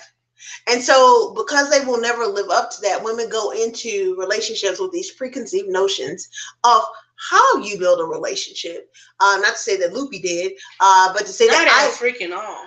I did it because I feel like I was taught, in my faith and my God and my relationship with God, that I was taught what relationships actually are and what marriage is. But to say most women do. And a lot of women who don't find that fall back and cheat on their husbands. Don't they call them now book boyfriends? Nobody got time They for call, that. they call them book boyfriends. Well, see, I've They're never basically- liked living a fantasy. I've never liked a fictitious Right. world. I like what is real. So if I can't touch it, if I can't hug it, if I can't do anything, like, it comes down to just the honesty, truth, direct type person that I am. Okay. I love real things. But I'm taking it back to generally, guys. A lot of these girls or women have grown up with some type of influence for what makes a guy the perfect Mainly guy. Disney movies. The only one I really liked was Mulan. Okay. I'll tell you something. And now we're flipping the script and we're trying to take it into this 21st century realm of thought where unfortunately modern feminists have made a bad name for all women. And not to say that modern feminists are all bad. They're bitches. Like I said, I feel like some of the fights that they're still fighting are valid fights for women in general. However, a lot of the expectations that they attack men on, a lot of stuff is just plain stupid, you know. So and it's just to say something just for the sake of saying it. It's probably a woman who's pissed off by a guy because she felt like he did it and she wanted to assign a chauvinist reason for why he did it. And then now you've got the school of thought that says men can't even, you know, lay down without being assholes. Okay, so I mean, it's just ridiculous. But anyway, the point is that now the society is pushing men to be these more compassionate and understanding creatures. And in being more compassionate and understanding, they're supposed to reach out with their feminine sides, feel my feminine side. And in turn, that means that they're supposed to let me do everything I want to do and not assert in anything in a relationship. And can I tell you that any woman that really wants that is not a woman at all. Any woman that wants that.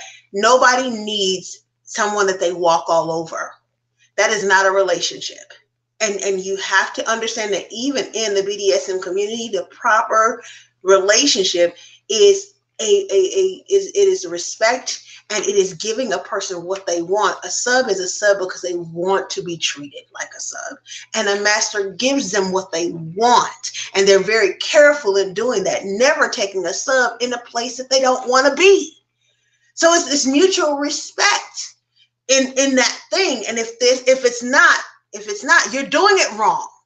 Okay. Now it just means that you're a sadist and a masochist, and that's S&M, and you should probably find a different realm. But I guess BDSM is S&M. Well, see, you can tie them together in a respectful way. That's another side to it. I never really fully dabbled in the S&M because just it appealed to me. Like it's just the structure of the DNS is what appealed to me. Right. And that's dominance and submission. Yeah. So I mean, yeah. So taking it back to the bottom line is that I don't want the modern man. I don't want the modern man because he's been told that he can't be a man. Basically, he's been emasculated. His penis has been cut off, and he's basically been told that he has to follow me around like a puppy dog and has to respect my feelings so much. Follow basically me around means like a puppy dog. That what he really has to do is do everything I say. I don't want that, and I'm telling you, most women really don't want that. They want a man's man. Now, men, on the other hand, have the right to say, well, why is it then that with all these modern schools of thought and feminism, why is it that I'm expected to pay for dinner all the time? Why is it that I'm expected to jump in front of you when danger comes? Okay, so if this is equal, then you jump in front of me sometimes. It ain't equal. You're the man, I'm the woman. We are two different things. And I am not a modern feminist. Gosh dang it. And not guys, put me in the box. Guys, you are perfectly valid in asking that because, you know, if we're supposed to be equal, why are men the only ones that are drafted in this country? If you're supposed to be equal. So here's the deal. Some inequalities women like because they work out for our benefit. You know, some inequalities we don't like because they don't. So I guess what I'm trying to say is that in reality, the perfect man and the perfect woman doesn't exist. And therefore, when you go into this dating community, first take all the stuff that you thought you knew out. All the assumptions that you thought you knew. All white men aren't this. All black men aren't that. All white men don't have small penises. All black men don't have big penises. All white men don't whatever, raping all black men don't whatever beat you down. Asian You know, and Latino men exist as well. right. I mean, it's just really a lot of assumptions that are going into dating world, and I really want you to throw them all out and accept that person, watch what they do, and it'll tell you who they are. Don't accept their words, not their words. Watch what they do, and that will tell you who they are. If I kept you in a, you know what? I love that part of the movie, the Ray movie with Jamie Foxx, when his mama said, "Scratch a lie, find a thief." I love that, because if he lies to you, he'll steal your time. If she lies to you, she'll steal your time. They're lying to steal something from you, to take something from you that you would not have given otherwise had you known the truth. Yeah, that's pretty much what happened to me. Now, I'm not saying he's a bad person and he plotted on me. I just feel like, scratch a lie, find a thief. She feel like he stole 3 months of her life because his intent was never really to pursue anything. But his ad said that. Oh, not ad, the profile. His profile said not even his profile. Like when he first contacted me, he was on friend type stuff. He was saying, I want to be friend and grow from there. But when he called me, he was on I'm really liking what's going on here. Let's go out type stuff. That's false intimacy. And let me describe what false intimacy is. False intimacy is when you meet someone and it seems like in the minute, because you guys talk about so much stuff, which happens a lot with online dating, that you feel like you know them and they know you and that you're gelling and that this is the best thing you've ever had. And it gives you this false idea of true intimacy in a relationship. And true intimacy takes time to build. False intimacy is that quick desire that just because you like what you're hearing, you feel like you're gelling as a person, you feel like you're on the same page, all of that going on, that you're connecting. You're not connecting. I don't know you because I'm not meeting the real you. I'm meeting your representative. And the representative is the person that you always send out first because you want them to see the best of you. I don't know that you pick your nose and eat your boogers in your sleep. I don't know about that about you now. Let me say, hands up, I don't have a representative, so you're as good as it gets. So LoOpy is what we call an anomaly, and she's what we call the WYSIWYG. And the WYSIWYG is what you see is what you get kind of thing. And there are those too, but 9 times out of 10, you're meeting the representative. And a lot of people actually send their representative last. Some men come into the relationship as assholes right off because they want you to know, I don't want you to expect nothing from me. So I'm going to be a butthead on purpose to let you know that this is who I can be, so that when I show you the other side of me, you know both. Some people do that. But the reality is most people send in the representative.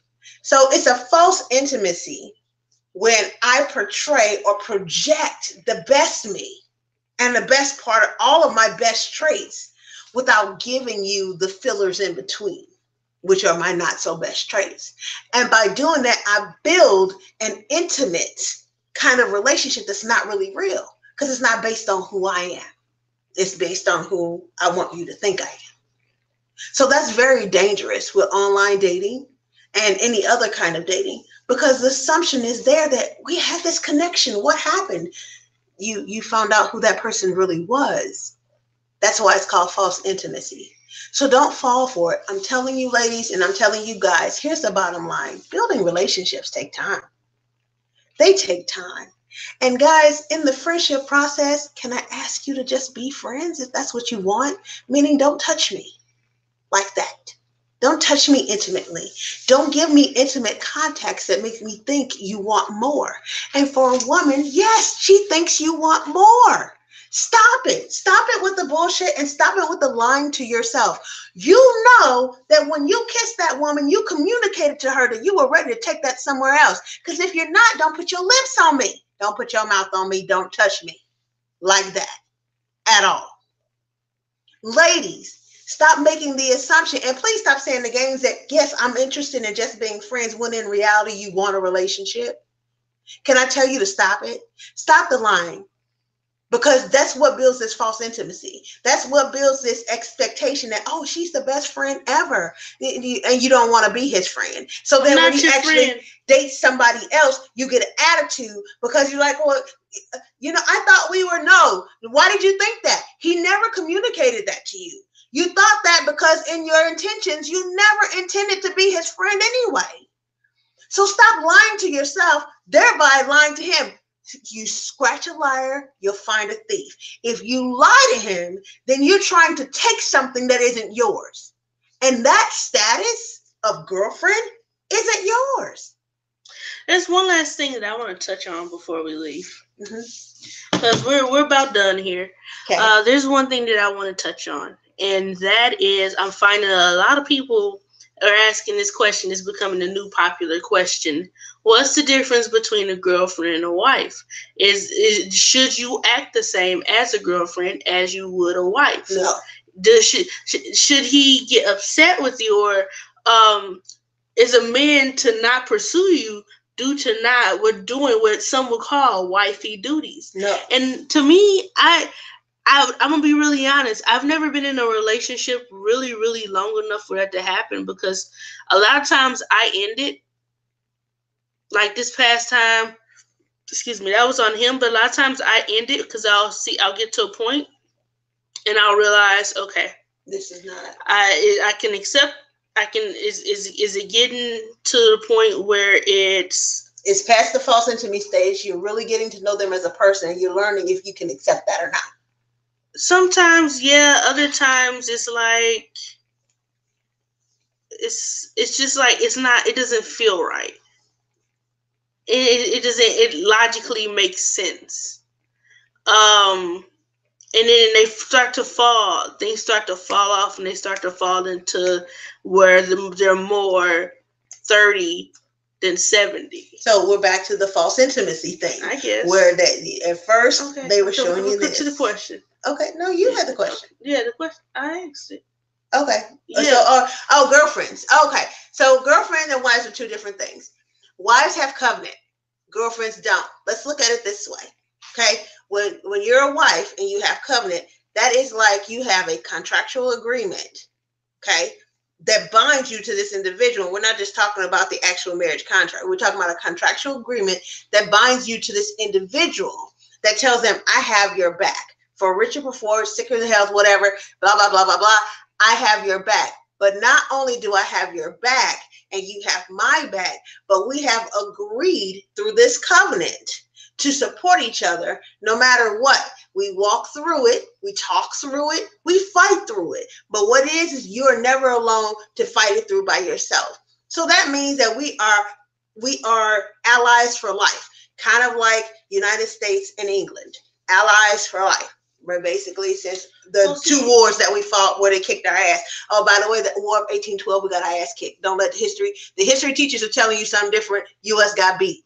And we ended up with another contract with England, right? So look it up historically. Don't believe everything you tell you. That's his story. See, a lot of people are saying, why would a man marry you if you don't show him what he's going to get? And I couldn't quite answer that. And I was like, okay, so for example, why do I buy eggs at the store? Well, they have several different kinds of eggs, Loopy, right? But they don't let me crack an egg and go home and fry it to say, okay, I want to buy that carton. Do they? No. I have to make the decision with all the other eggs out there that if I'm going to buy this egg, I'm going to buy this carton. And I'm gonna take it home. You take a look at their eggs. You examine the eggs. You decide if this is the egg you want. Mm-hmm. You interview the egg. But you take it home. Yeah. At the end of the day, you don't get to lick the egg right there. That's nasty. You don't get to crack the egg, put your finger in it, feel around it. That's nasty, right? Okay. So here's the reality. Everybody wants an excuse not to commit, because the truth of the matter is, for them, it's more of a contract period, because divorces cost money, right? So I don't want to take that step because divorces cost money. And I'm already going in with the mindset that this ain't going to last because it's about me. Mm-hmm. See, here's the reality. A true relationship and love is not about you. It's about dying to yourself. It's about dying to yourself. It's sacrifice. Love is sacrifice. Love is synonymous with sacrifice. And anybody tells you differently is selling something. Love is not a feeling or emotion. Princess Bride. Life is pain, Highness. Anybody who tells you differently is selling something. You have to understand the truth of the matter when it comes to relationships. If you get into a relationship with someone, it is going to be sacrifice involved. When you have a child parent, I know you don't think that you had that baby and then life is going to be all about you and everything you want. It is going to be about that baby, and you're going to have to give up a lot of stuff. So don't even thinking about dying to yourself. Think about this if you want to still be selfish with it. You're dying to yourself for a person just as they're dying to themselves for you. So either way. Well, that's the way it's supposed to go. Either way, you should be covered. And then not only are you guys covering yourselves, you're covered by God. So really. So a marriage relationship, that expectation is there. So when the marriage relationship, when it says wives honor your husband, that means you put down your desire to cuss him out and you honor him, as in you build him up with your words. You build him up with your words, right? You crazy. And Manny said love your wives, which means that even though she getting on your last nerve, and even though she want to talk about Prince 500 times, and you done already talked about Prince, and why y'all talking about Prince? Because he dead and it don't even make no sense. You die to yourself and you sit there and you, the fax machine. Prince had a fax machine. You still have that crazy conversation. You die to yourself. Not because the fax machine. Giving her validation by giving her that conversation. Her talking to you, you responding, you're validating her need to be heard and loved by you. So that's what relationships are about. That's what a marriage relationship is about. Girlfriend, that means that if I don't feel like talking, I can say, I don't feel like talking right now. You can't say it to a wife. You have to be very careful when you say it to your wife, because if you build resentment in a marriage, then I don't know if I was married to a guy. He said, "I don't feel like talking right now." I'd be like, "Okay, you can process for 2 hours. We're gonna come back." Well, I mean, there's a way to do things. There's a way to do everything. A woman should be respectful of the fact that, and I think a couple should be respectful of the fact that when you come home, especially from work, you need to decompress.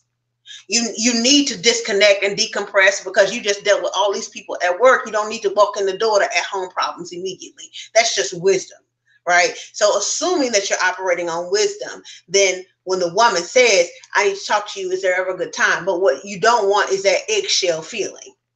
You don't want to feel like you're walking on eggshells and then have to tiptoe around every time you may feel like or not feel like talking. And you don't want to get your feelings hurt just because you want to talk and he don't. I was talking to some people at work. And this guy, some people that have been engaged for 3, 4, 5 years, and I said, that's not how. What's the point? Yeah, so I said, they were like, well, how do you do it? And I was like, well, I'm a traditionalist. I feel like you date as long as you date. I don't feel like anybody should date more than 2 years without knowing where you're going. First of all, first choice is 1 year, 2 years max. And when we do get engaged, chances are I'm setting the date for the wedding a year after we get engaged. Loopy, next time we talk, I would like to know the statistics. Guys out there, if you're at your computers, look at the statistics of relationships that have long engagements that actually last in marriage. That actually get to marriage. I'm very curious. So, I mean, come on. Are you really going to get married, or you just living a fantasy? To me, 9 times out of 10, that's telling you that I really don't want to be married. Yeah, to me, you're playing house to have that long of an engagement. And let's be honest, I'm not one of the women that want an extravagant big wedding. I don't feel like the wedding should be for the family. This is me celebrating. This is me with my partner celebrating the fact that we made it to this point, that we were able to communicate, we were able to talk, we were able to gel with each other, we were able to squash things, we were able to work through things and get to this point where we are becoming one in a family. So to me, that is a celebration of you and you. To why? I mean, on my birthday, I don't have to pay for dinner. Why am I paying for all these people paying for and having these extravagant weddings? No. I'm actually in agreement with that. My wedding was very similar. I have a select few people who know that when I've like every other woman or female, woman or female, same thing. I have been planning my wedding since I was 10 years old. And my dream wedding has always been in Las Vegas. Yes, to elope in Las Vegas, to plan to elope in Las Vegas, and then to have a honeymoon. It's so weird. It's so odd, but that's what I want. Like, you could come see it if you want to, but I'm not paying for you to get there. I could be the richest person in the world, and I'm still not paying for you to get there, because to me, it's not about you. And I understand that you would like to celebrate with me, and you're more than welcome to. But you're not going to pay the bill. You're not going to celebrate with me on my dime. Right. Like, if you want to be there, that's on you. That's on you. It's not a requirement for me to have you there, because what needs to be there is him and me. And what we need to be doing is celebrating that we came this far. That not only did we make it past the year of the dating and the process and all of that, we've made it to another year through engagement. Well, so let's tackle that part, Loopy. Back to the engagement part. What is really the engagement process? The engagement process is that I'm asking you to be my husband, my wife. The difference between a wife and a girlfriend, or a husband and a boyfriend, to me is that you are still very much your own person. Okay, and that means that you're your own person. You have your own life. You're not joint. We don't live together when we're boyfriend and girlfriend. I think that that's the biggest mistake that you can ever make when you live together, because there are certain realities that cannot be ignored. And that's the reason you get married, is that you don't go running when you see the reality in certain things. I don't wake up with a full face of makeup, player. Pause on Loopy don't even wear makeup at all. Okay, so what you see is what you get. But what you got to understand is that there are some women who do wear makeup, or there are some women who snore in their sleep, or there are some women who have cold feet, or there are some men who roll their socks up and leave them in the bed. I don't know why you do that, but it's frustrating. There's some men who throw the socks all over the floor. There's some men with skid marks in your drawers. I don't need to know that. I don't need to know that until we're married. Okay, those are the kind of things you save for marriage, because then it's too late to walk away, and that's why you save it until marriage. Yeah. There's sense why the old ways were the old ways. They make sense. Okay, so girlfriend and boyfriend, look. You and your stuff, I'm in my stuff. You got your time. You kick it with your boys. I got my time. I kick it with my girls. That means that when we're married, you become my first priority. My girls are not my first priority. Me and my girls kicking it are not my first priority. You and your boys kicking it are not your first priority. And men, your mama is no longer your first priority. Now she is. Now your wife is. Girlfriend, she ain't. Whoever you want to be your first priority is your first priority. That also means, let's talk about children, because that's going to be a hard process. Women with children, when you get married, you had better decide how you are going to do the parenting. And you better agree on that when you and the man, or before y'all get into it, if those ain't his kids. You're going to have to agree on how you're going to handle the parent, whether it's still going to be you and him just backing you up, or whether he's going to take a more active role. And men, whatever you agree on, you better stick with it. And understand that even if a woman says, I have no problem, the truth of the matter is, you come cussing at my kid, I'm going to look at you like you in the face, like you crazy. I might not front you out there, but I'm going to take you back in that room and tell you can't talk to my kid any kind of way. If you don't talk to me that way, you can't talk to my kid that way. Yeah, okay. So I mean, it's still dating. We're talking about the difference between boyfriend and girlfriend. Girlfriends and boyfriends, when you get married and there are children involved, okay, that's a whole different issue than when you the girlfriend. You don't become before his kids when you the girlfriend. And your expectation to come before his kids, even when you're the wife, is kind of wrong. Your desire is to merge. To be honest, whether it's your kids or not, if his kids become your kids, they become. So the children come first, meld into you before either one of you come. Well, hold on, we're getting ahead of ourselves, because actually the godly order is in the family is that the parents parent the children. So the parents, I'm talking about the needs of the children. Okay, the needs of the kids. Parents, you sacrifice for your kids. You understand that your kids, you know, supplying their needs come before supplying your own, right? Okay, so mamas, single mamas, you know, kicking it, your kids eating and doing homework, that come first, right? So we know that, we get that. So basically what Loopy is saying, women out there, is that at the point that you marry a man, you marry his kids. And at that point, that means you want to take care of, as if they are your own. If you are not prepared to take care of his children as if they are your own, in that now. Okay, so but as the girlfriend, definitely not before the kids. Definitely not before the kids. Now, understand something else though. Kids can come into a relationship when it's bitter, but we're not talking about that. Let's keep it back to dating. We'll talk about that some other time. Okay, so let's get back to girlfriend and boyfriend versus wife and husband. Girlfriend and boyfriend. Girlfriend, you don't have no right to talk to him about decisions he makes about his money, about his time, about what he decides to do with his life, and about his goals. Or about him cutting his hair. I talked to this one chick. She was like, I walked in the door and he had shaved all his hair off, and he didn't consult me at all. And I said, it's his hair. You don't get that. She said, well, I consulted him about me coloring my hair, and he said, well, he guessed that he wouldn't like it if I did, so I left it alone. And I was like, he a grown ass man. If he want to shave his head, he can shave his head. Which brings us to men and women. Men, if she want to cut her hair and she your girlfriend, she can cut her damn hair. You don't get to tell her she don't get to cut her hair, or anything that she wants to change how she looks. Okay, you don't get to do that. Now, wife, I will consider your feelings and ask you, babe, you know, I know you like long hair, but I really like this haircut. What do you think? She's like, I like to play with his hair. You've been together 4 months. Anyway, so moving on. Okay, yeah, we were gonna end it, but like I got 2 more things. It's gonna be real quick. So did we answer all the questions about the difference between girlfriend and boyfriend? I believe so. So did we talk about the money part?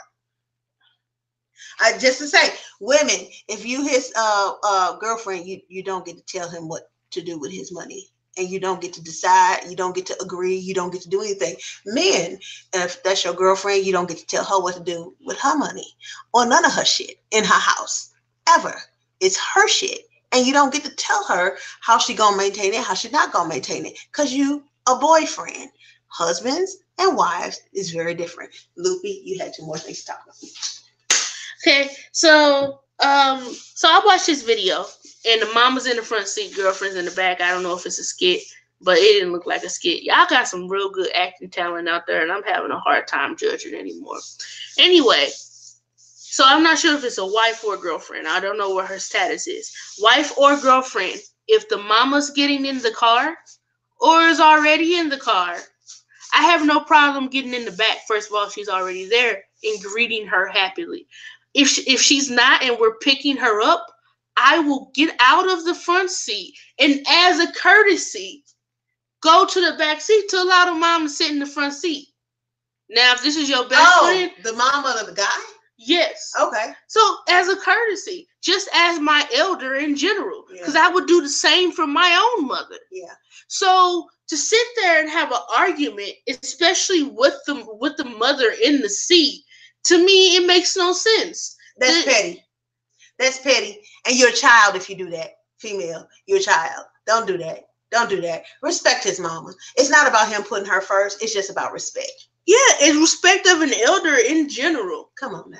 Now, last thing is I watched this video. I love Steve Harvey, and I love the question things to ask Steve that he does. Mm-hmm. Excuse me. First thing I love is Steve never pretends to be anything that he is not. I think so.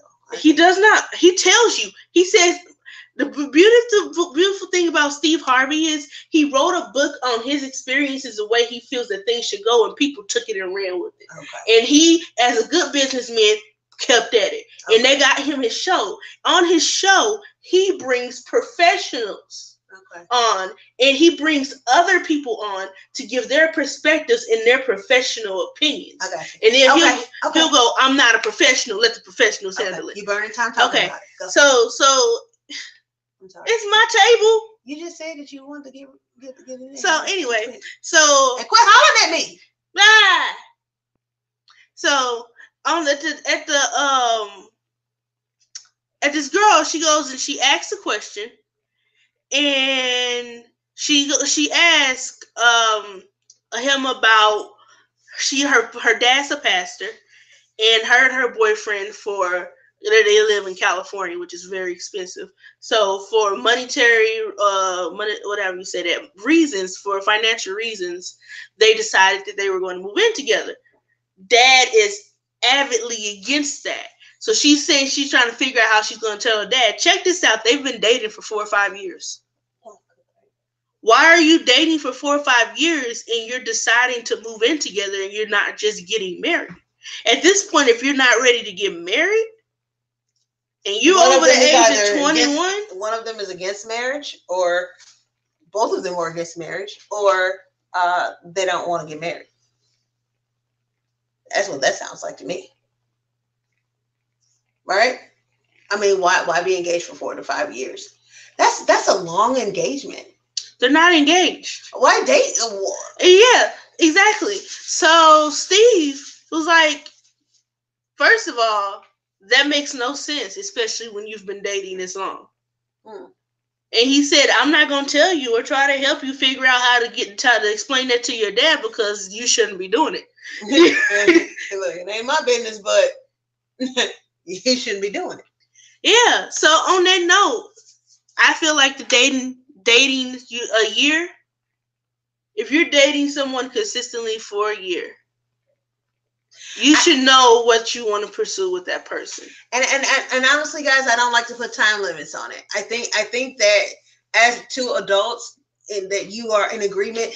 Two people that have been dating for 6 months even can know what they want, have gone into the same thing, understand that this is it. You fit perfectly. You're a good fit for me, and this is what we want to do. I think 3 months, it's kind of pushing it, because like I said, most people put the representative first, so you don't really get to know who they are. But it's hard to fake who you are for 6 to 9 months. Now, some people can fake for years. Understand that. So don't get it twisted. I'm not saying everybody can't do it, but I'm saying that some people, it's very difficult to fake that for long periods of time. So you kind of get to know somebody probably around month 4 or 5. This is really coming out who they are. Yeah. And you get to see them. And then by that time, you've probably traveled with them. I tell you what, you want to know who a person is, take a trip.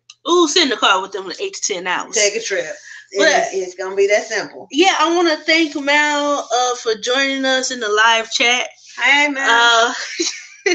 I appreciate you coming out listening to us. I hope you'll come back. I hope you'll subscribe. I hope you'll share. Go out and check out. I was looking at his channel, and it looks like he has some decent podcasts on there. Go out and check and see what he has. Or I'm pretty sure like 90% is a he. The picture don't tell me much. But anyway, again, thanks. And we'll be back next week on Friday. And I think next week, I think we may have 2 more episodes for Dating in the 21st Century. Yeah. And then we're going to go cross over to season 3. And season 3, I can't wait to get to with you guys. We're going to totally focus on communicating. Crackpot communication for fractured folks. So we're going to totally focus on communicating, especially in the dating world. It's so much that people don't even realize they're doing their own, like themselves, that what they're doing to themselves when they communicate in certain ways. Anyway, it's been real. This is Gov-Na LoOpy, and this has been an awesome episode of Gov-Na LoOpy's Roundtable. And if you say it, Gov-Na. Have a happy Sunday.